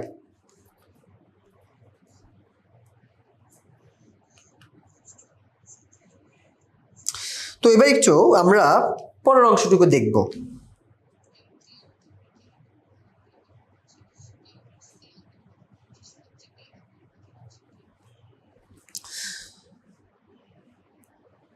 এবার একটু আমরা পরের অংশটুকু দেখবো। পরের অংশটা হচ্ছে আরেকটা চমৎকার লেখা থেকে এসেছে। এটা আমরা অনেকবার পড়েছি এবং এটা আমাদের ছোটবেলা থেকে আমি অনেকবার পড়েছি। আমার মুখস্থ ছিল কবিতাটা, অনেকদিন পর্যন্ত আমি এটা মুখস্থ করেছিলাম, পরে আর এটা মুখস্থ রাখতে পারি নাই, পরে এটা আমাকে ছেড়ে দিতে হয়েছে। মানে কতদিন মনে রাখা যায় আর, ঠিক আছে। সো এরকম একটা কবিতা, চমৎকার একটা লাইন, কুলি মজুর, ঠিক আছে। কুলি মজুরের অনেকগুলো লাইন আছে, যে লাইনগুলো আমাদের লাগে, যে দিনে দিনে বড় ওই যে বাড়ি বাড়িতে ছেড়ে না, শোধিতে হইবে ঋণ, ঋণ শোধ করতে হবে। সো কুলি মজুর একটা চমৎকার লেখায়, লেখাটাতে তোমরা যারা যারা পড়েছো তাদেরকে আমি বলবো অবশ্যই তারা জানো লেখাটার একটা আলাদা মাধুর্য আছে, সেই মাধুর্যগুলো তোমাদেরকে একটু মনে রাখতে হবে। শোষক শ্রেণী যারা কিনা আমাদেরকে শোষণ করেছেন, এই শোষক শ্রেণী আমাদেরকে কিভাবে শোষণ করে এবং আমাদের রক্ত পানি করা শ্রম দিয়ে তারা তাদের অট্টালিকা তৈরি করে এবং আমাদেরকে এটার বিনিময়ে কিছুই দেয় না। এই যে শোষক শ্রেণী, এই শোষক শ্রেণীর কথা এখানে চূড়ান্তভাবে উল্লেখ করা হয়েছে। দেখো কি বলছে কুলি মজুর কবিতায়। কুলি মজুরদের কার সঙ্গে তুলনা করেছেন? ওই যে হাড়ের সঙ্গে তুলনা করলো না, কাদের হাড় জানি বললো লাইনটা এক্স্যাক্টলি, দধিচি মুনির হাড়, একদম স্পষ্ট প্রথম 2 লাইনের এটা উত্তর আছে, একদম কবিতার প্রথম 2-3 লাইনে এটা পেয়ে যাবা। সেটা হচ্ছে তুলনা করা হয়েছে। মানব সভ্যতা সৃষ্টিতে শ্রমজীবী মানুষের অবদানগুলো লিখো। চমৎকার, এটা বানায় লেখা যায়, একদম ধুমায় লিখতে পারবা বানায়, যে মানব সভ্যতা সৃষ্টিতে শ্রমজীবী মানুষ যারা ছিলেন তারাই আস্তে আস্তে অট্টালিকাগুলো তৈরি করেছেন, তাদের শ্রম দিয়েই গড়ে উঠেছে বড় বড় প্রাসাদ, বড় বড় কলকারখানা। অনেক কিছু বলছে যে কলকারখানা কারা তৈরি করে, বা রেলের বাষ্পের ইঞ্জিনটা যারা কারা তৈরি করেছে, কারা পানি দেয় ওটাতে, এগুলো কিন্তু কবিতার মধ্যে ছোট ছোট করে ব্যাখ্যা করা আছে। তো আমরা একটু এখান থেকে দেখে আসি। দেখো, অবদান অনস্বীকার্য, মানে যেটা স্বীকার না করে আসলে পারা যাবে না। যুগ যুগ ধরে কুলি মজুরদার লক্ষ কোটি শ্রমজীবী মানুষ তারা কারা কাজ করছে, এই যে দেখো আছে, রাজপথে মোটর গাড়ি সচল থাকে, এগুলো সবই কবিতার লাইন। সমুদ্রে জাহাজ ভেসে ওঠে, রেলপথে রেলগাড়ি চলাচল করে, কলকারখানা, দালান কোঠা, ব্রিজ, অন্যান্য গুরুত্বপূর্ণ অবকাঠামো তাদের শ্রমের ফলে গড়ে উঠেছে। এই যে কবিতাটা, এই কবিতার এটা 5 স্টার।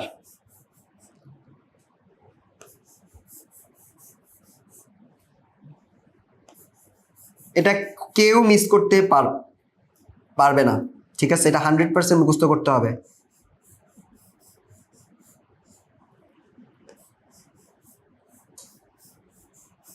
ওকে, সেখানে 5টা স্টার আঁকাইছে, অনেক কষ্ট হয়েছে আমার 5টা স্টার আঁকাইতে, বাট এই লেখাটা তোমাদেরকে মনে রাখতে হবে যে যারা কিনা কুলি, এখানে কুলি মজুর মানে কিন্তু শুধুমাত্র যারা মাথায় মাল নিয়ে যায় কুলি এদেরকে বুঝায় নাই।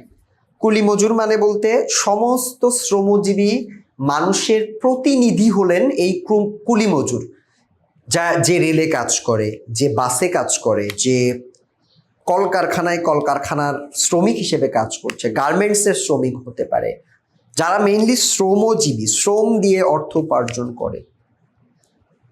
আমি সমাজবিজ্ঞান পড়ি, তো আমি সমাজবিজ্ঞানের ভাষায় এদেরকে বলি প্রোলেতারিয়েত, ঠিক আছে।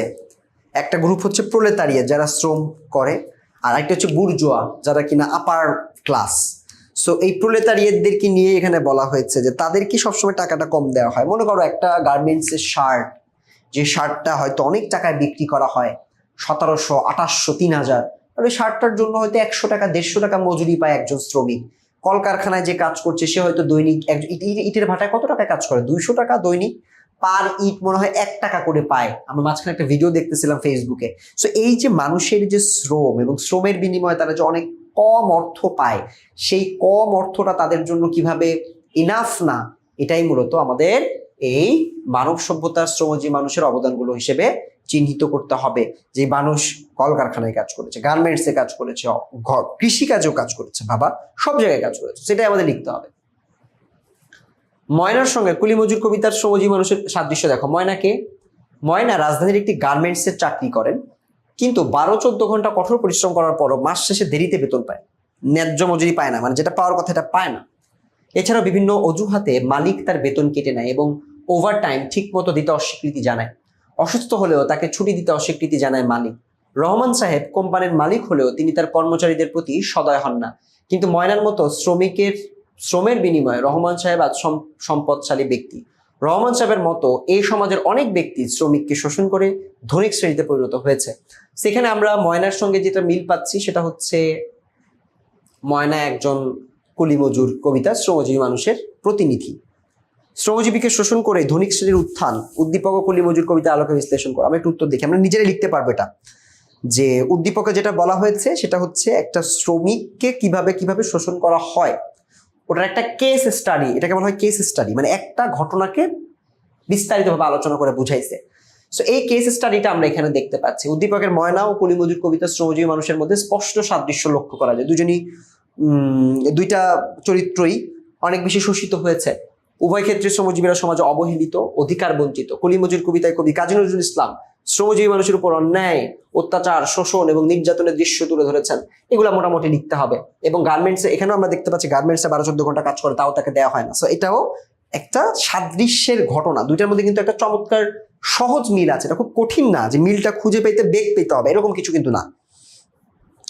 মিলটা কিন্তু চূড়ান্তভাবে স্পষ্ট। সো এরকম মিল দুই জায়গায় আমরা শোষণ দেখতে পাচ্ছি।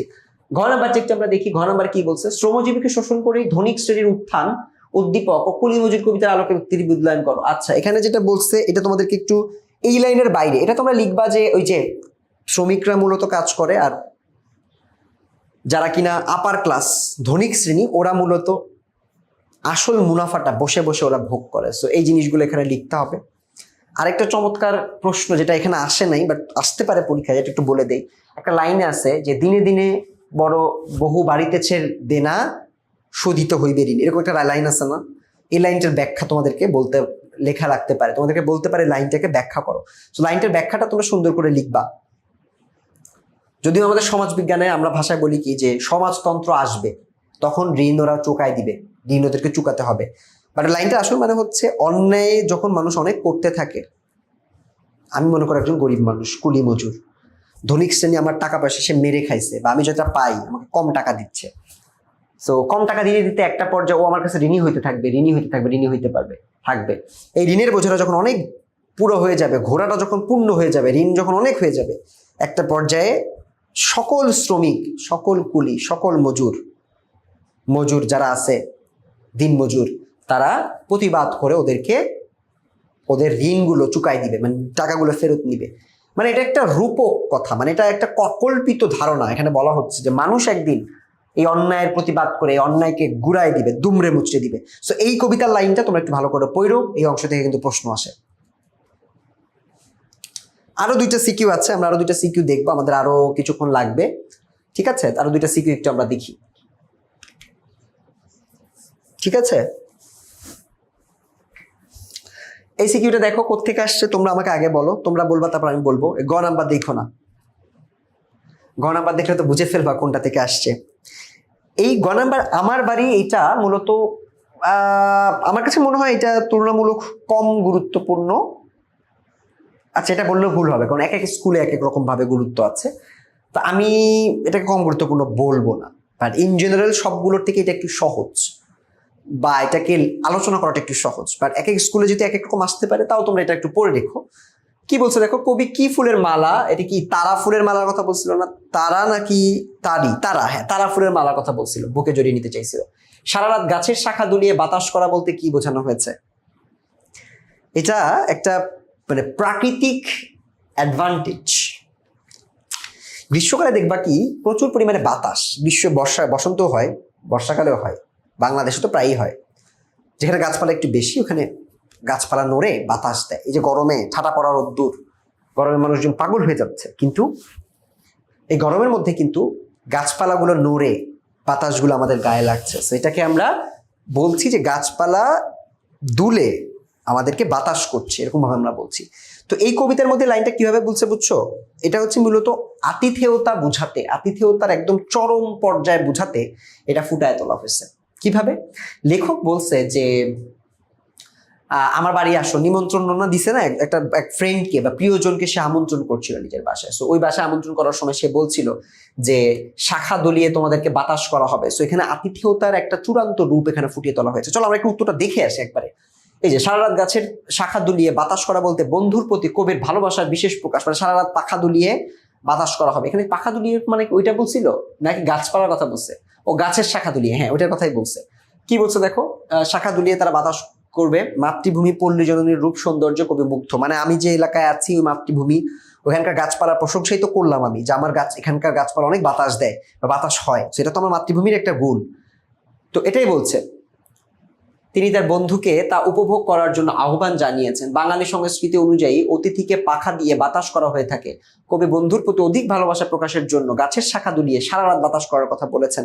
যে ওর প্রতি আসলে অধিক আতিথেয়তা, আমরা তো অনেক অতিথি পরায়ণ, তো তার প্রতি আতিথেয়তা বা আমাদের আতিথ্যের মর্যাদা লঙ্ঘন না করে আতিথ্য পালন করার জন্যই বা উদ্দেশ্যে মূলত এই কথাটা বলা হয়েছিল। অলরাইট, উদ্দীপকের রুনুর দাদা ও বাড়ির অভিজ্ঞতা, আচ্ছা, উদ্দীপকের রুনুর দাদা বাড়ির অভিজ্ঞতা আমার বাড়ি কবিতার কোন অংশের সাথে সাদৃশ্যপূর্ণ? পড়ে আসি চলো। রুনু গরমের ছুটিতে তার দাদার বাড়িতে বেড়াতে গেল। গ্রামের মানুষ তাকে খুব স্নেহ করলো। সে যে বাড়িতেই সে বেড়াতে গিয়েছেন সেই বাড়িতেই তাকে আপ্যায়ন করেছে। এখানে গিয়েছেন হবে, হ্যাঁ, একটু একটু একার হবে, অন্তস্থ হবে, মনে করো গিয়েছেন, ঠিক আছে। আচ্ছা, সেই বাড়িতেই তাকে আপ্যায়ন করেছে। গ্রামের ছেলেরা সারাদিন তার সাথে ঘুরে বেরিয়েছে। গরম লাগলে দাদি তাকে হাত পাখার বাতাস দিয়েছে। গ্রামের ছেলেদের সাথে সে আম, জাম, লিচু গাছের ফল খেয়ে বেরিয়েছে। কয়েকদিন এই গ্রামটা তার কাছে বড় আপন মনে হলো। সেখানে আমরা একটা পজিটিভ মিল দেখতে পাচ্ছি দুজনের মধ্যে। দেখো, পজিটিভ মিল, এই মিলটাই তোমাদের বারবার সিকিউতে আসবে। একটা উদ্দীপক দিয়ে দিবে, উদ্দীপক দিয়ে বলবে উদ্দীপকের সাথে মিল আছে নাকি নাই। উল্টাটাও দিতে পারে। মনে করো এখানে রুনুর একটা অভিজ্ঞতা দিচ্ছে, ভালো একটা খারাপ অভিজ্ঞতা দিতে পারে। মনে করো রুনু গেছে, রুনুকে কেউ আতিথ্যই করে নাই, পানিও দেয় নাই এক গ্লাস, এরকম একটা উদ্দীপক দিতে পারে। তখন তোমাকে কি বলতে হবে? উদ্দীপকের সাথে আমার বাড়ি কবিতার মিল নাই কোথায় কোথায়, এটা তোমাদেরকে তখন ব্যাখ্যা করতে হবে। বুঝতে পারছি? অলরাইট, উদ্দীপকের রুনু দাদা বাড়ির অভিজ্ঞতা আমার বাড়ি কবিতায় উল্লেখিত বন্ধুর প্রতি আপ্যায়ন আতিথেয়তার দিকটির সাথে সাদৃশ্যপূর্ণ। আমার বাড়ি কবিতায় পল্লী কবি জসিমউদ্দিন তার প্রিয় বন্ধুকে গভীর মমতায় তার গ্রামের বাড়িতে যাওয়ার আমন্ত্রণ জানিয়েছেন। কবিতার বন্ধুকে শুধু বাড়িতে আসার আমন্ত্রণ জানিয়ে থেমে থাকেননি, বরং তাকে সযত্নে আপ্যায়নের প্রতিশ্রুতি দিয়েছেন। তিনি বলেছেন বন্ধু পিড়িতে বসবেন, একই কথাবার্তা এখানে বলছে। তারপর কবি এখানে বন্ধুকে অনেক কিছু বলছিলেন, শালি ধানের চিরা দিবে, বিন্নি ধানের খই খাওয়াবে, কবরি কলা খাওয়াবে, গামছা পাতা দই দিবে, অনেক কিছু দিবে বলছিলেন না কবিতায়। সো এখানে আমরা কবিতার যেগুলো মনে থাকবে তোমাদের ওইগুলো লিখবা। এখানে যা আছে তাই লিখতে হবে এমন না, কবিতায় যা যা আছে ওগুলো তুমি লিখতে পারো। সেগুলো লিখে উদ্দীপকের সাথে কি কি মিল আছে এটা একটু সারসংক্ষেপ করে দিতে হবে। বুঝছি সবাই?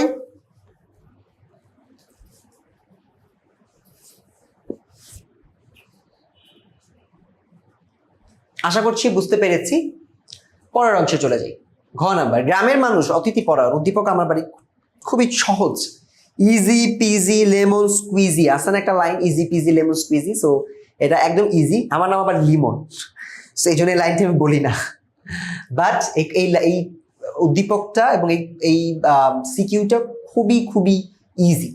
এখানে দেখো একই কথা, যে আতিথি পরায়ণ এটা কি, তুমি উদ্দীপক থেকে কয়েকটা লাইন লিখবা, কবিতা থেকে কয়েকটা লাইন লিখবা, যে কি কি দিতে চাইছিল, কি দই দিতে চাইছে, খই কি দিতে চাইছে, খাবার কেমন খাওয়াইতে চাইছে, বাতাস কেমনে করতে চাইছে, একটা একটা লাইন লিখবা, লিখে লিখে মিলাবা যে উদ্দীপক এটা বলছে। সো উদ্দীপক এবং আমার বাড়ি কবিতার আলোকে আমরা বুঝতে পারতেছি বাঙালি অতিথি পরায়ণ বা আতিথ্যের মর্যাদা রাখতে পারে।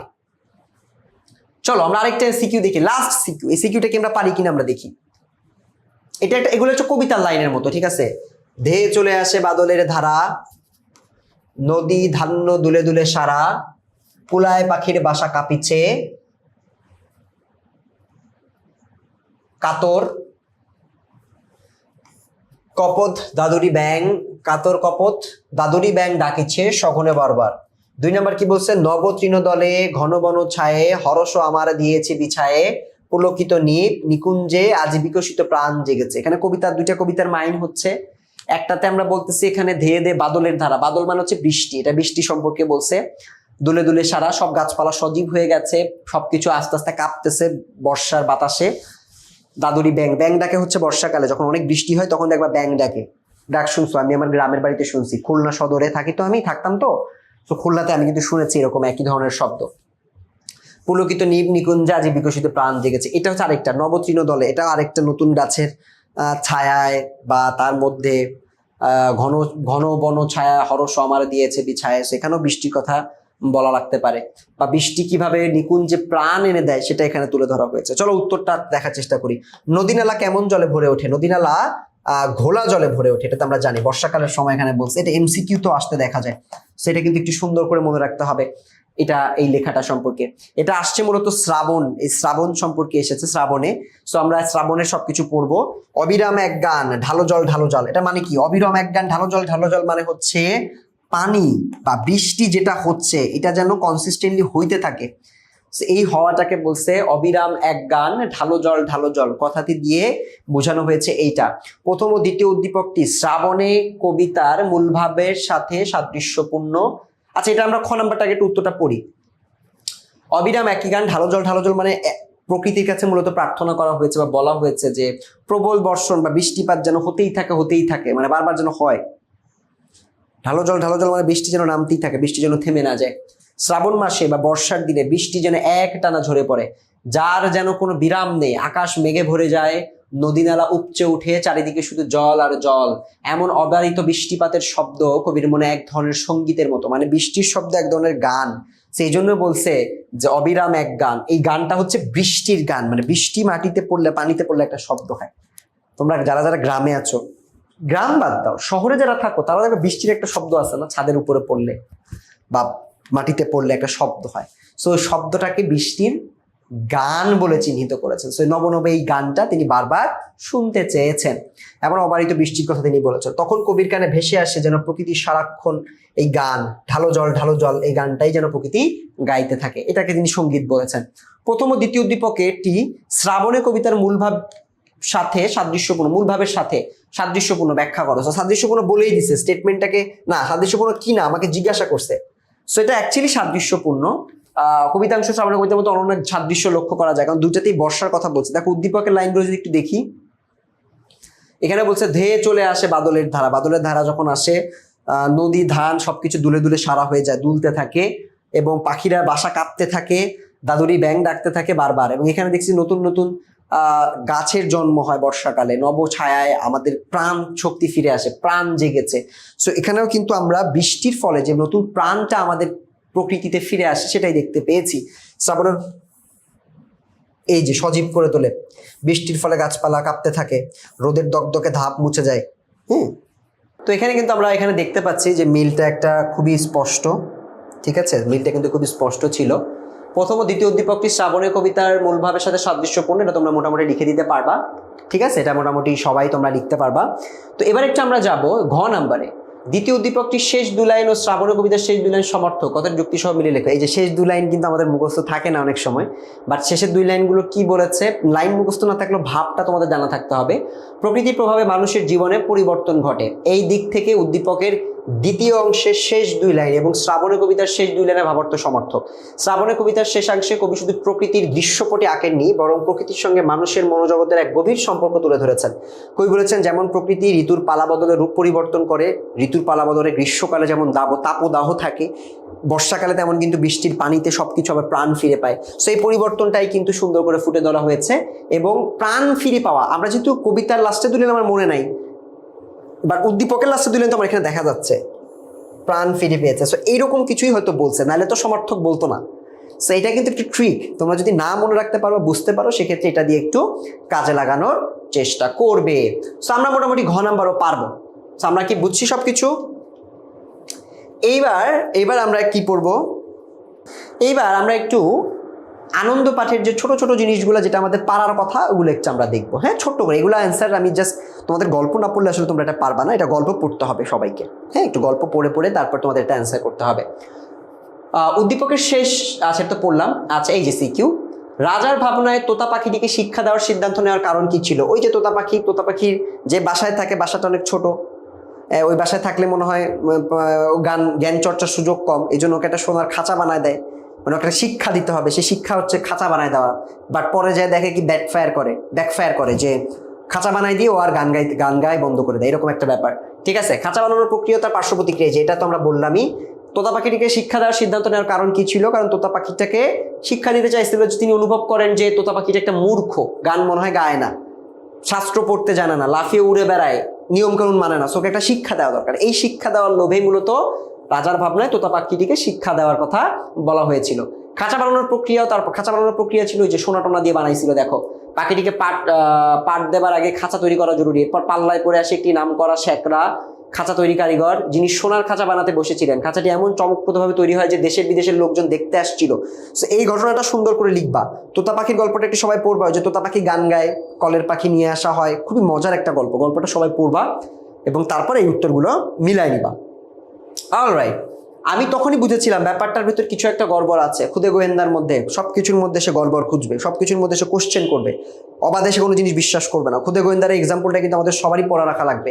সেখানে আমরা উদ্দীপক এটাই পাবো, যেখানে বক্তা সবকিছু স্বাভাবিকভাবে বুঝতে পারে, বা তার ভিতরে অস্বাভাবিক কিছু থাকলে সেটাও সে লুকিয়ে থাকা বিষয় দেখতে পারে, অসঙ্গতি খুঁজে বের করতে পারে, পেছনে থাকা গোপন উদ্দেশ্য খুঁজে বের করতে পারে। এই জন্যই সে বলছে যে আমি তখনই বুঝেছিলাম ব্যাপারটার ভেতর কিছু একটা গোলমাল আছে। খ নাম্বার, প্রধান চরিত্রটি কিভাবে বুদ্ধিমত্তা সাহসের পরিচয় দিয়েছে। এখানে চরিত্র, খুদে গোয়েন্দার যে গোয়েন্দা আছে তার যে চরিত্র, এই চরিত্রের বিভিন্ন রূপ, সে কেমন ছিল, বুদ্ধি কেমন ছিল, তার আচরণ কেমন ছিল, এই প্রত্যেকটা জিনিস একটা একটা করে আমাদের পড়তে হবে। সে ভয় না পেয়ে ঘটনাটা ভিতরে প্রবেশ করতে পারতো, তদন্ত করার সময় মাথা ঠান্ডা করতো। এই যে বৈশিষ্ট্যগুলো, এগুলো সব জায়গায় তোমার লাগবে। সো যখন কোনো আনন্দ পাঠের গল্প পড়তেছি, তখন লিমন ভাইয়ের সাজেশন হচ্ছে প্রত্যেকটা গল্পের চরিত্রগুলো সম্পর্কে পড়লেই ডান। খুদে গোয়েন্দা সম্পর্কে পড়ো, তোতা পাখি আর রাজা সম্পর্কে পড়ো, ডান। সেইভাবে পড়লে পারবা। গল্পের প্রধান চরিত্রটি কে? এখানে হচ্ছে জিদের কথা বলছে, প্রশ্ন এভাবে আসবে না, এখানে জিদ আসবে। হ্যাঁ, মনে করে এরকম দিয়ে দিবে যে জিদ গল্পের প্রধান চরিত্রটি কে, তার স্বভাব কেমন ছিল। একই কথা, একটু আগে যে কথা বলছি। সো জিদের প্রধান চরিত্র সম্পর্কে তোমাদেরকে লিখতে হবে। তিনি প্রতিনিধি ছিলেন, মানুষের প্রতিনিধি হিসেবে তিনি কাজ করেছেন, এবং তিনি সৎ, পরিশ্রমী, আত্মসম্মান বোধ, এই যে মানুষের পার্সোনালিটি সম্পর্কে প্রশ্ন আসে, কিন্তু আমি একটু আগেই বলছি আনন্দ পাঠ পড়ার সময় বা গল্প পড়ার সময় চরিত্র সম্পর্কে বেশি পড়বা। চরিত্রটি জেদের ফলাফল কি হয়েছিল, ঘটনাটা ব্যাখ্যা করো। এটা হচ্ছে একটা ঘটনা, জেদের ফলে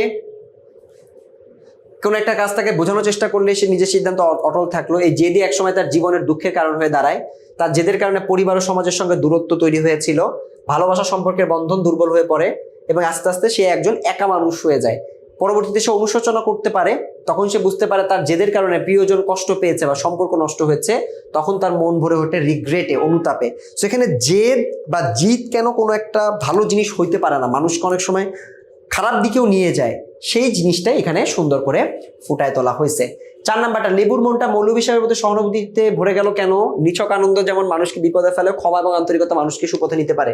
দীক্ষা গল্পের আলোকে এটা আমরা এই লাইনটাই ব্যাখ্যা করতে পারি। দীক্ষা গল্প না হলেও হয়তো, বা দীক্ষা গল্প দিয়ে তোমরা আলোচনা করবা যে এখানে মানুষকে ক্ষমা করলে আসলে লাভটা কি, আন্তরিকতার লাভটা কি, সেটাই এখানে লিখবা, জাস্ট দীক্ষা গল্পের নামটা ব্যবহার করে। লেবুর মনটা মৌলভী সাহেবের প্রতি, এখানে মনটা মৌলভী সাহেবের প্রতি সহানুভূতিতে ভরে গেল কেন? কোনো না কোনো গোলযোগ বাধা তো ওই লোকটা, তাই শিক্ষক শিক্ষার্থী সবারই চেষ্টা থাকতো তার ঝামেলা থেকে দূরে থাকা। মৌলভী সাহেবকে জবাই যথেষ্ট শ্রদ্ধা করতো, খানিকটা ভয়ও পেত। তিনি উল্টো লেবুকে এড়িয়ে চলতেন, মনে মনে ভয়ও করতেন, কিন্তু শেষ পর্যন্ত প্রায়ই লেবুর কাণ্ড জ্ঞানহীনতায় বিপাকে পড়তে হতো মৌলভীকে। একদিন স্কুলে যাওয়ার পথে লেবু একটি কাঠবিড়ালি দেখে শিকার করতে উদ্যত হয়। গলতি ছুটতে গিয়ে কুমোরপাড়ার 15-20টি হাঁড়ি পাতিল ভেঙে ফেলে, সেখান থেকে দৌড়ে সরে পড়ে। কুমোরদের আতপাকলা এক লোক মৌলভী সাহেবকে ধরে বসে, তিনি ছাতাটি বেঁধে রাখে, কোনোভাবে রেহাই নেন। ঘটনার পর লেবু ভয় পেয়ে যায় এবং অনুতপ্ত হয়। সে বুঝতে পারে তার দোষে মৌলভী সাহেব যথেষ্ট কষ্ট পেয়েছে। গল্পটা কি বুঝছো? সো কষ্ট পেলেও হেডমাস্টারের কাছে কোনো অভিযোগ করেননি, ক্লাসে থেকে খুব বিমর্ষ দেখাচ্ছিল। এই দৃশ্য লেবুর মনে মৌলভী সাহেবের প্রতি গভীর সহানুভূতি এনে দেয়। মানে মেইন কথা হচ্ছে মৌলভী সাহেব বিপাকে পড়ছিল ওর জন্য। সো এই বিপাকে যেহেতু ফেলছে, ওর একটা অনুতাপ হয়, এবং মৌলভী সাহেব যেহেতু নালিশ করে নাই, so he is a good man. সেই জন্য মৌলভী সাহেবের প্রতি তার মনে একটা সহানুভূতি জাগিয়ে তোলে। সো এইভাবে মোটামুটি তোমরা লিখতে পারো। আর নিছক আনন্দের কথাটা বললামই, হাঁড়ি পাতিল ভেঙে ফেলতো, টুকটাক ছোট ছোট কাজ করতো না, এগুলোর কারণে যে মানুষ বিপদে পড়ে, ওই বিপদটাকে মোটামুটি এখানে সুন্দর করে ফুটিয়ে তোলার কথা বলা হয়েছে। সো আমরা কিন্তু স্পষ্টভাবে এখানে আনন্দ পাঠের কয়েকটা গল্প বা কয়েকটা প্রশ্ন দেখলাম, বাট এই প্রশ্নগুলোর বাইরেও তোমাদেরকে যেটা পড়তে হবে, আমি তোমাদেরকে আগেই বলছি, দুইটা জিনিস, চরিত্র সম্পর্কে পড়বা এবং কয়েকটা মূল্যবান ঘটনা সম্পর্কে পড়বা। সো আমাদের কিন্তু ছোট প্রশ্ন মোটামুটি দেখা কমপ্লিট। তো চলো আমরা এবারে একটু এমসিকিউ দেখে নেই, বহু নির্বাচনীগুলো, যেগুলো আমাদের পরীক্ষায় নমুনা প্রশ্ন আসতে পারে। আমরা এরকম 30টি এমসিকিউ আছে, 30টি এমসিকিউ আমরা আগামী 20 থেকে 25 মিনিটের মধ্যে দেখে ফেলবো, ঠিক আছে? সো এমসিকিউগুলো তোমরা কতগুলো পারছো না, এটা একটু আমাকে তোমরা বলে দিবে, ঠিক আছে? আমি আশা করছি ম্যাক্সিমামই তোমাদের পারার কথা। কোথায় দাঁড়িয়ে লখা থোকা থোকা ফুলের জুটির দিকে তাকিয়েছিল? তোমাদের কাজ হচ্ছে একটা খাতা কলম নিবা, 1 থেকে 30 পর্যন্ত একের উত্তর কি হবে এটা লেখো। আমি এক্ষুনি অ্যান্সারটা দিয়ে দিব, টিক দিবা, ভুল হলে ক্রস দিবা, ঠিক আছে? যাতে আমি একটু দেখতে পারি যে আমার স্টুডেন্টরা কারা, তোমরা কত পাচ্ছ। বহু নির্বাচনীতে ভালো করার একটা কাজ হচ্ছে প্র্যাকটিস করতে হবে।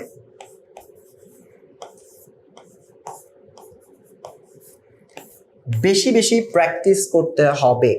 প্র্যাকটিস যদি না করি তাহলে আমরা এমসিকিউতে ভালো করতে পারবো না। কারণ একই প্রশ্ন যদি তুমি 10 বার প্র্যাকটিস করো, ওই প্রশ্ন জীবনে কোনোদিন তোমার এমসিকিউতে ভুল যাওয়ার সম্ভাবনা নাই, থাকলেও অনেক কম। সো বেশি বেশি প্র্যাকটিস করতে হবে, আদারওয়াইজ কিন্তু মানে সমস্যা হয়ে যায়। সো প্রথমত কোথায় দাঁড়িয়ে লখা থোকা থোকা ফুলের ঝুটির দিকে তাকিয়েছে? হচ্ছে রেল লাইন। রেল লাইন দুটোকে তার কাছে সাপ মনে হইতো, সো রেল লাইনের থেকে সে এটা দেখেছে। 2 নাম্বার, চলো। লখা মনকে শক্ত করে নিল কেমন করে? আ আ শব্দ করে, হাতের মুঠো পাকিয়ে মনকে শক্ত করলো, প্রভাত ফেরি করে শক্ত করলো, ফুল নিয়ে এসে শক্ত করলো। চিন্তা করো, প্রত্যেকটা প্রশ্নের জন্য 10-15 সেকেন্ড লাগবে আমাদের চিন্তা করতে, কারণ অ্যান্সার কিন্তু হুট করে অ্যান্সার করা যাবে না। একটু মনে রাখতে হবে যে কোন গল্পের সাথে আসলো এবং যে গল্পের সাথে আসলো গল্পের সাথে কতটুকু মিল আছে, এটা একটু আমাদেরকে চিন্তা করতে হবে।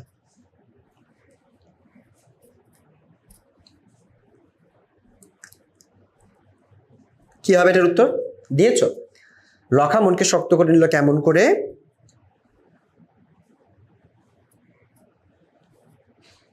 বলতো, আমরা কিন্তু পড়েছি হাতের মুঠো পাকিয়ে। আ শব্দ তো পরে করছে, বাট মনকে শক্ত করছে হাতের মুঠো পাকিয়ে। হাতের মুঠো পাকিয়ে সে তার মনটাকে শক্ত করে। এটা কিন্তু আমরা দেখেছি যে একই প্রশ্ন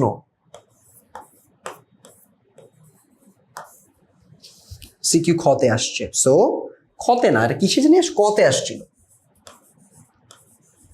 তার মানে এটা অনেক ভেরি ভেরি ভেরি ইম্পর্টেন্ট। লখার একুশ ইজ ভেরি ইম্পর্টেন্ট। লখার একুশ মনে রাখতে হবে। পরেরটা, লখা কিসের বাচ্চার মতো গাছে উঠলো? যখন ফুল পারবে, হ্যাঁ, ফুলগুলো যখন পারবে তখন ও সাই সাই করে উঠে গেছিল।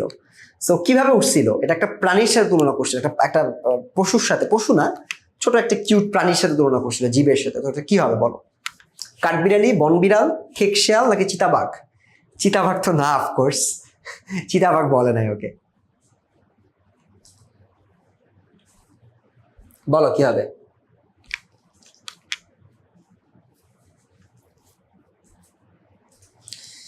সো চিতাবাঘটা কি হবে? কি হবে উত্তর বলো তো?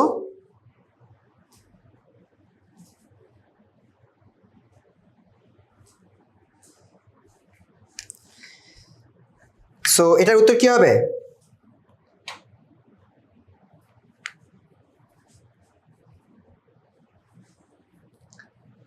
কাঠবিড়ালি পড়ছিলাম, কাঠবিড়ালি। সো কাঠবিড়ালি ইজ দ্য রাইট অ্যান্সার। আমরা পরেরটায় যাব। শিশির ভেজা তুলতুলে জিনিসটা কি? ও একটা জিনিস পারছিল, সে পেরে হাতে যখন আসছে তখন এটা দেখে তুলতুলে, শিশিরে মাখা ছিল, ভেজা ছিল। এটাকে কি বলা হয়? বলো কি বলা হয় এটাকে? এটাও কিন্তু আমরা পড়েছি একটু আগে। এটা হচ্ছে ফুল। ও যেহেতু ফুল পারতেছিল সেখানে ফুলের কথাই বলা হয়েছে। সেটা হচ্ছে ফুল। ফুলটা মূলত তুলতুলে লেগেছিল ওর কাছে, মনে হচ্ছিল শিশির ভেজা তুলতুলে ফুল। এমন মায়ের সন্তান আমি, শুষ্ক খাদ্যই যার, শুষ্ক খাদ্যই যার, একটা বানান ভুল আছে, খাদ্যই যার আহার্য। উক্তিটি দ্বারা হযরত মুহাম্মদ সাল্লাল্লাহু আলাইহি ওয়াসাল্লামের চরিত্রের কি প্রকাশ পেয়েছে? বিদ্যুৎ চমকাচ্ছে, আজকেও ঘূর্ণিঝড় হওয়ার সম্ভাবনা আছে। ওকে, এর উত্তর হচ্ছে অনাড়ম্বর জীবনযাপন হতে পারে। এটা হচ্ছে অনাড়ম্বর, মানে তিনি যে জীবনযাপন করতেন খুবই স্বাভাবিক একটা জীবনযাপন করতেন। তার জীবনযাপনের ধরনটাকে খুব সহজভাবে এখানে ব্যাখ্যা করা হয়েছে। অল রাইট, হযরত মুহাম্মদ সাল্লাল্লাহু আলাইহি ওয়াসাল্লাম জীবিত ছিলেন কত বছর? এটা নিয়ে অনেক কথা আছে। 63 বছর, 62 বছর অনেক জায়গায় লেখা থাকে, বাট আমরা 63 বছর পড়ে থাকি। সেটা হচ্ছে 63 বছর। অল রাইট, তোমরা তারপরও এটা একদম বইয়ের লেটেস্ট যেটা আছে ওটাই দেখে নিবা। এটা অনেক সময় 2বার কারেকশন করছে। আচ্ছা, এতিম হয়েও সমগ্র আরব ভূমির অবিসংবাদিত নেতা হয়েছিলেন কে? এতিম হয়েও সমগ্র আরব ভূমির অবিসংবাদিত নেতা, প্রতিনিধি, অধিনায়ক হয়েছিলেন কে? তোমরা চিন্তা করো, তোমাদেরকে এটা একটু চিন্তা করে বলতে হবে। এটার উত্তরটা হচ্ছে হযরত মুহাম্মদ মুস্তাফা সাল্লাল্লাহু আলাইহি ওয়াসাল্লাম। অল রাইট, হযরত মুহাম্মদ সাল্লাল্লাহু আলাইহি ওয়াসাল্লাম ছিলেন মদিনার রাষ্ট্রপতি, অধিনায়ক, প্রধানমন্ত্রী, বিচারপতি। এটা সহজ প্রশ্ন, বাট বাচ্চারা অনেকে ভুল করে ফেলো। তোমরা অনেকেই না বুঝে উত্তর দাও যে তিনি রাষ্ট্রপতি ছিলেন বা বিচারপতি ছিলেন। না, তিনি বিচারপতি ছিলেন না। চিন্তা করো, প্রধানমন্ত্রী নাকি অধিনায়ক? তখন কি প্রধানমন্ত্রী ছিল? তোমাদেরকে একটু চিন্তা করতে হবে এটা। 10 সেকেন্ড সময় দিব, আমি তারপর সঠিক উত্তর বলে দিব। সো এটা যদি না পারো, এটা সহজ। এই তোমার হচ্ছে হযরত মুহাম্মদ সাল্লাল্লাহু আলাইহি সাল্লামের মানবিক গুণাবলী এবং তার জন্ম, মৃত্যু, তার মাতা কে ছিলেন, ঠিক আছে, তিনি কেমন একা ছিলেন, তার মানবীয় দিকগুলো কেমন, এগুলা বিভিন্ন জিনিসপত্র আছে। এটা হচ্ছে অধিনায়ক। কেমন? এটা হচ্ছে অধিনায়ক হবে। বন্দুক নেই, ভালোই হয়েছে। কুমুর এ কথা বলার কারণ কি? এটা হচ্ছে ওই যে পাখি গল্প থেকে দিচ্ছে, বলতেছিল না বন্দুক নেই, ভালোই হয়েছে। ওই সাথে একটা লাইন বলেছিল, কি বলতো, যাতে বাহাদুরি দেখাতে না পারে, পাখিদের যেন মারতে না পারে, সময় নষ্ট করতে না পারে, পড়ালেখার ক্ষতি যাতে না হয়। এটা হচ্ছে বন্দুক নাই, যাতে পাখিদের যেন মারতে না পারে। এটা স্পষ্ট বলা ছিল যে পাখিদের যেন মারতে না পারে। কারণ কি, ওই যে বলছিল না এমন সুন্দর পাখি কেউ কেউ মারে, পরের লাইনটা কি ছিল? বন্দুক নিয়ে ভালোই হয়েছে, এমন সুন্দর পাখিদেরও কেউ মারে। সো আমার ধারণা এটা উত্তর হবে পাখিদের যেন মারতে না পারে। 10 নাম্বার, কোত্থেকে এসেছে ওরা? একটি ওরা বলতে কাদের বোঝানো হয়েছে? এটাও পাখি গল্প থেকে বলছে। বলতো কি, ওই পাখির থেকে বলছে। সো কোত্থেকে এসেছে ওরা? এই ওরাটা কারা? ওই বন্ধুদের কথা বলছে নাকি ছাগলদের কথা বলছে? না বন্ধুদের, নাকি মহিষদের, নাকি পাখিদের? ইউ গাইজ ডিসাইড কি হবে। বলে দে, এটা হচ্ছে পাখিদের। পাখিদেরকে বোঝানো হয়েছে যে পাখিরা করছে, মানে কোত্থেকে আসছে, শীতকালে তো আসছে, কোত্থেকে আসছে। আমিও যে পাখি ভালোবাসি, উক্তিটি কার? উক্তিটি হচ্ছে মালির। অলরাইট। আন্দামান কিসের জন্য বিখ্যাত? আন্দামান দ্বীপটা সামুদ্রিক প্রাণী, প্রাকৃতিক সৌন্দর্য, সামুদ্রিক মাছ, প্রবাল পাথর। আন্দামান কিসের জন্য বিখ্যাত? সামুদ্রিক প্রাণী, প্রাকৃতিক সৌন্দর্য, সামুদ্রিক মাছ, প্রবাল পাথর। উত্তর হচ্ছে প্রাকৃতিক সৌন্দর্য। অলরাইট। মানুষের মৃত্যু হুমায়ুন আজাদের কি জাতীয় রচনা? একদম জ্ঞানমূলক। এটা এখানে যেটা আছে তার থেকে তোমার বইতে যেটা লেখা আছে ওইটাই কারেক্ট অ্যান্সার। ওই জ্ঞানমূলকটাই কারেক্ট অ্যান্সার হিসেবে কাউন্ট করতে হবে। বুঝতে পারলাম? মানুষের মৃত্যু হুমায়ুন আজাদের কি জাতীয় রচনা? মানুষের মৃত্যু হুমায়ুন আজাদের গল্প। আচ্ছা, কি বলা খুব মুশকিল। কোনটি রং? কবিতা কাকে বলে? কবিতার রূপ, কবিতার সুর্গ বা সুরগ, বলো তো কোনটা হবে? এটা হচ্ছে শব্দ থেকে, কবিতার একটা লাইন থেকে প্রশ্নটা দিয়েছে সরাসরি। কি হবে উত্তর? কবিতা কাকে বলে, এটা হচ্ছে কারেক্ট অ্যান্সার। কবিতা কাকে বলে এটা বলাটা খুব কঠিন। দেখো, এটা বলেছিল যে কবিতা ডিফাইন করাটা খুবই কঠিন, কারণ কবিতা হচ্ছে রং বেরঙের শব্দ দিয়ে তৈরি। ঠিক আছে, সেইটা দেখতে হবে। কার চেহারা আছে? বাতাসের আলোর, কবিতার, আকাশের? বাতাসের তো চেহারা নাই, বাতাস তো দেখতে পাই নাই। যে আমার এখানে বাতাস লাগতেছে গায়ে, বাট আমি তো কোনো বাতাস দেখতে পাচ্ছি না। ইনভিজিবল বাতাস। বাতাস মূলত ইনভিজিবল, যেটা দেখা যায় না চোখে। বুঝতে পারছি? কার চেহারা আছে? কবিতার চেহারা আছে। এটা রূপক অর্থে চিন্তা করছে, বাট শব্দ থেকে কবিতায় বলছে যে কবিতার চেহারা আছে, শব্দের রং আছে। সো এগুলোর উপর ভিত্তি করে আমাদেরকে এটা উত্তর করতে হবে। কবিতার পংক্তিগুলো কেমন হয়? পংক্তি মানে হচ্ছে লাইন। লাইনগুলো কেমন হয়? খুব ছোট, খুব বেশি ছোট। আচ্ছা, কেমন হয় না, না সরি, না শব্দটা আছে। কেমন হয় না, খুব বেশি ছোট হয় না, খুব বেশি ছোট ছোট হয়, তো তাহলে মানে এটা হবে না। খুব বেশি লম্বা হয় না, খুব বেশি বড় হয় না, খুব বেশি গভীর হয় না। এটা একদম ডাইরেক্ট সরাসরি বই থেকে হবে। সরাসরি বইয়ের উত্তর থেকে উত্তর দাও।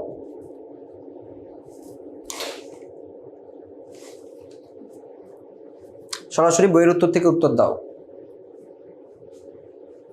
কবিতার পংক্তিগুলো কেমন হয় না? খুব বেশি বড় হয় না। সো গ ইজ দ্য রাইট অ্যান্সার। খুব বেশি বড় হয় না। আচ্ছা, রবীন্দ্রনাথ ঠাকুর কোথায় জন্মগ্রহণ করেন? পারার কথা। কলকাতার সুভাষপল্লীতে, কলকাতার জোড়াসাঁকোতে, পশ্চিম দিনাজপুরে, কুমিল্লার কান্দির পাড়ে। এটা না পারলে হবে না। রবীন্দ্রনাথ, তারপর হচ্ছে নজরুল, এরা খুবই ইম্পর্টেন্ট। নজরুলের একটা কবিতা আছে যে কবিতাটা পড়লে গায়ের রক্ত কাটা দেয়, মানে পশম কাটা দেয়। কি গান বলো, কি কবিতা বলো তো? বলো বীর চির উন্নত মাম শির, শির নেহারি আমারি নত শির ওই শিখর হিমাদ্রির। বলো বীর। বলো মহাবিশ্বের মহাকাশ ফারি, চন্দ্র সূর্য গ্রহ তারা ছাড়ি, ভুলক দুলক গোলক ভেদিয়া, খোদার আসন আরো সে ছেদিয়া, উঠিয়াছি চির বিস্ময় আমি বিশ্ববিধাত্রীর। মম ললাটে রুদ্র ভগবান জলে, রাজ রাজ টিকা দীপ্ত জয়শ্রীর। বলো বীর আমি চির উন্নত শির। শুনছো কবিতাটা? চমৎকার একটা কবিতা। সবাই শুনবা, সবাই মুখস্থ করবা, পড়বা, দেখবা রক্ত গায়ে পশম কাটা দিবে এরকম। সো নজরুল, রবীন্দ্রনাথ এদেরকে একদম 100 মুখস্থ করে ফেলতে হবে।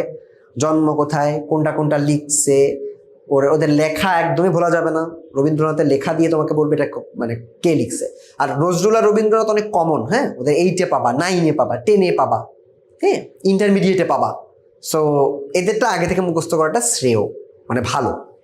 এটা হচ্ছে কলকাতা জোড়াসাঁকো না? ইয়াস, কলকাতা জোড়াসাঁকো। ওকে, নতুন দেশ কবিতায় কোথায় নতুন নতুন ফুল ফোটে? বলছে না নতুন দেশ কবিতায় ওই যে বাচ্চা একটা ছেলে, কোথায় নতুন নতুন ফুল ফোটে বলো?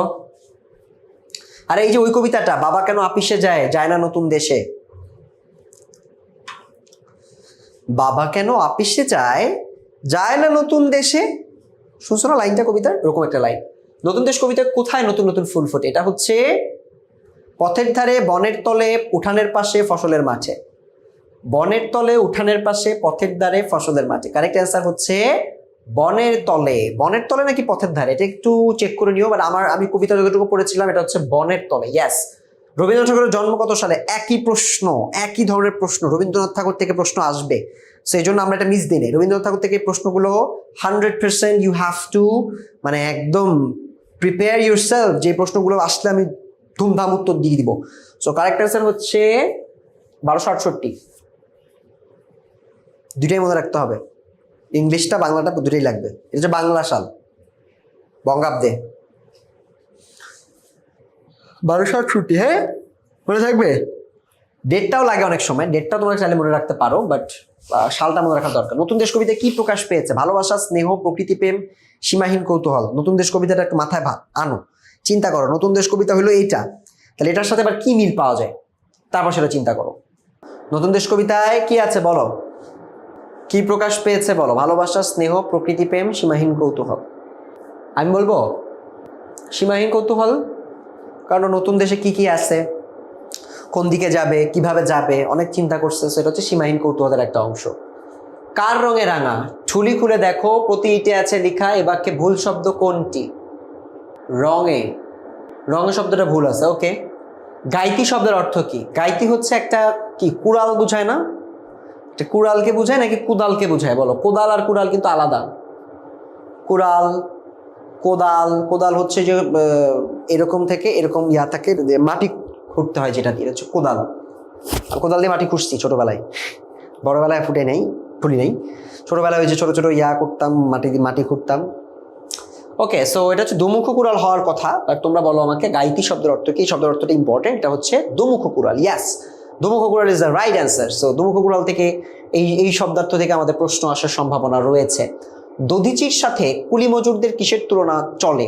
অবহেলা, আত্মত্যাগ, বিদ্রোহ, শ্রম সাধনা। দধিচির সাথে কুলি মজুরদের কি তুলনা করছিল এখানে? এখানে আমরা স্পষ্ট একটা তুলনা দেখতে পেয়েছিলাম, ওই স্পষ্ট তুলনাটা এখানে বারবার লিখতে হবে। এটা হচ্ছে আত্মত্যাগ না? ইয়েস, আত্মত্যাগ। দেখছো তোমাদের পরীক্ষা আমি দিলে আমি পাস করে যেতাম, ভালো মার্কস পেতাম। এটা আত্মত্যাগ। জসীমউদ্দিন রচিত নাটকের নাম কি? ডালিম কুমার, সজন বাদিয়ার ঘাট, বেদের মেয়ে, মাটির কান্না। এখানে নাটকটাকে চিহ্নিত করবা। সো তোমাদেরকে 5 সেকেন্ড সময় দিই, তোমরা 5 সেকেন্ড চিন্তা করে তারপর আমাকে একটু বলো। জসীমউদ্দিন রচিত নাটকের নাম কি? এটা হচ্ছে বেদের মেয়ে। বেদের মেয়ে হবে? তাও তোমরা একটু মিলাই জিলাই দেখো বইয়ের সাথে। এটা হচ্ছে ডালিম কুমার। সকালবেলা, এটা হচ্ছে আমি সলভ করছি, বুঝছো? প্রশ্নটা কিন্তু আমার সলভ, আমি বই থেকে সলভ করছি। সো সকালবেলায় কবির বন্ধুর ঘুম ভাঙবে কিভাবে?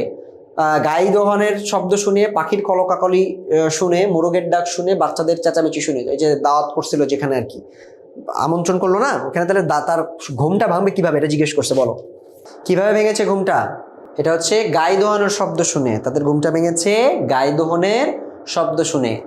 রাখালি কাব্যগ্রন্থের রচয়িতা কে? রবীন্দ্রনাথ ঠাকুর, জীবনানন্দ দাশ, জসীমউদ্দিন, ফররুখ আহমেদ। রাখালি কাব্যগ্রন্থের রচয়িতা, এই যে কবি পরিচিতি থেকে প্রশ্ন আসে।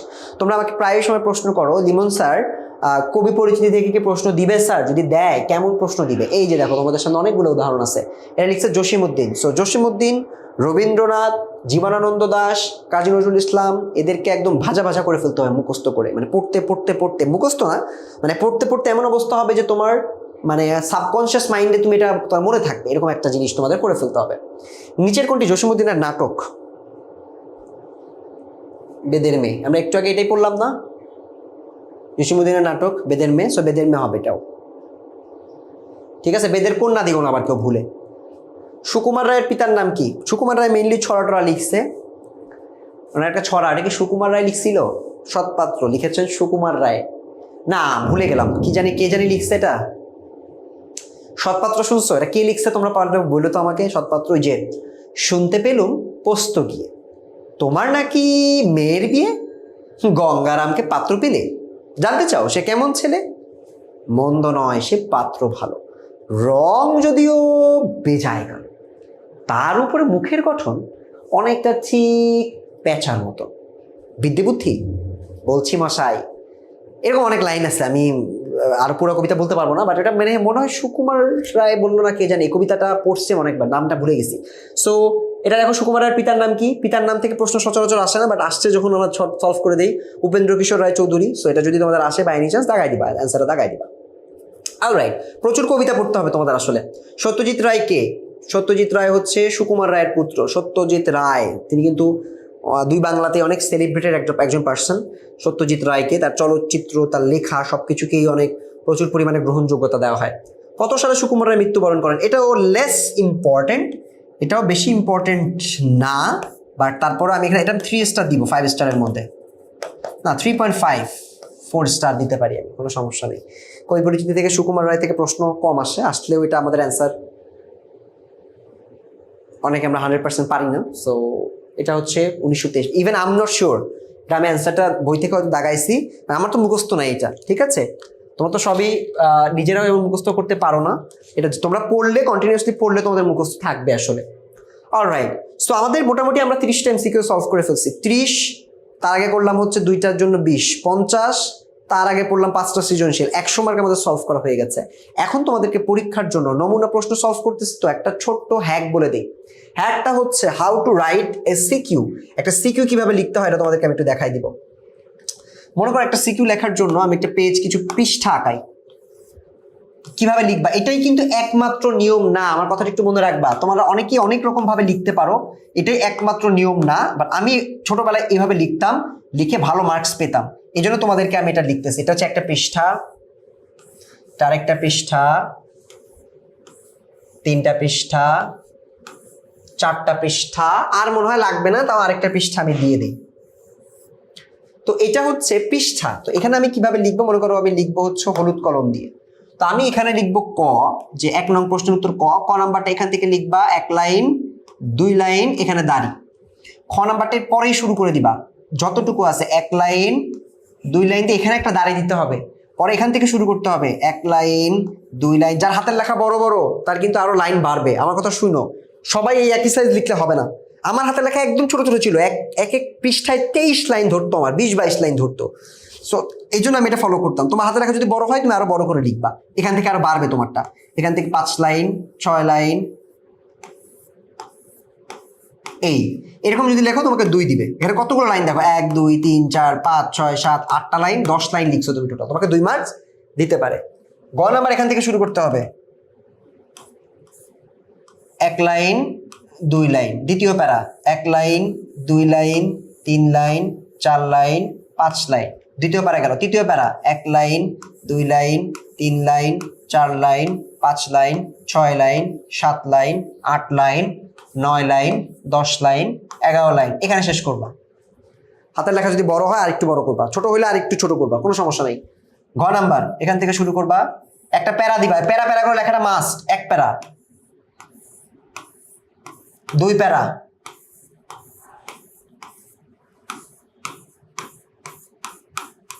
3 প্যারা, এই পর্যন্ত। 4 প্যারা এখান থেকে শুরু করবা, এই পর্যন্ত লিখলেও হয়, অনেকে আবার বড় করে একটু এখানে আবার 2 লাইন ধরায়। সো এইভাবে যদি তুমি লিখো, তোমার সিকিউতে কত মার্কস দিয়ে আমি তোমাকে বলি, 1 2, টিচার যদি অনেক কম মার্কস দেয় তাও দিবে 2, এখানে দিবে 3, ঘ নাম্বারে দিবে 3, তাহলে কত পাইলাম? 2 এর 1 3, 3 এর 2 5 আর 3 8, আর তুমি সর্বনিম্ন পাবা। আর টিচারটা যদি একটু ভালো মার্কস দেয় তাহলে 1 2, এটাতে দিবে 3, এটাতে দিবে 3, তাহলে পাবা তুমি 9। আর টিচার যদি আসলেই অনেক ভালো টিচার হয় তাহলে তোমাকে এটাতে 4 এ 4 দিয়েও দিতে পারে। সৃজনশীলে সচরাচর 10 এ 10 দিতে চায় না টিচাররা, চায় না, আই আন্ডারস্ট্যান্ড, অনেক রিজন আছে, বাট তারপরও 9 পাওয়াটাই সব থেকে উত্তম। বাংলা ফার্স্ট পেপারে কিন্তু 100 পাওয়াটা খুবই কঠিন, কারণ টিচাররা, তুমি সৃজনশীল তোমার কাছে তুমি লিখে আসবা, বাট টিচারদের হাতে নাম্বার থাকে। সো তোমাদের যেটা করতে হবে সেটা হচ্ছে, যখন তোমরা সিকিউ লিখবা মেক শিওর তুমি হাতের লেখাটা সুন্দর করছো। কয়েকটা জিনিস ম্যাটার করে। একটা হচ্ছে তোমার হাতের লেখাটা কতটুকু ভালো। 2, তোমরা কালার পেন ব্যবহার করবা। আমি কিন্তু কালার পেন ব্যবহার করতাম, নীল পেন, কালার পেন যেটা হবে নীল। তারপর তুমি 3 নাম্বারে আরেকটা কাজ করবা, এটা হচ্ছে প্যারা করে লিখবা। প্যারা,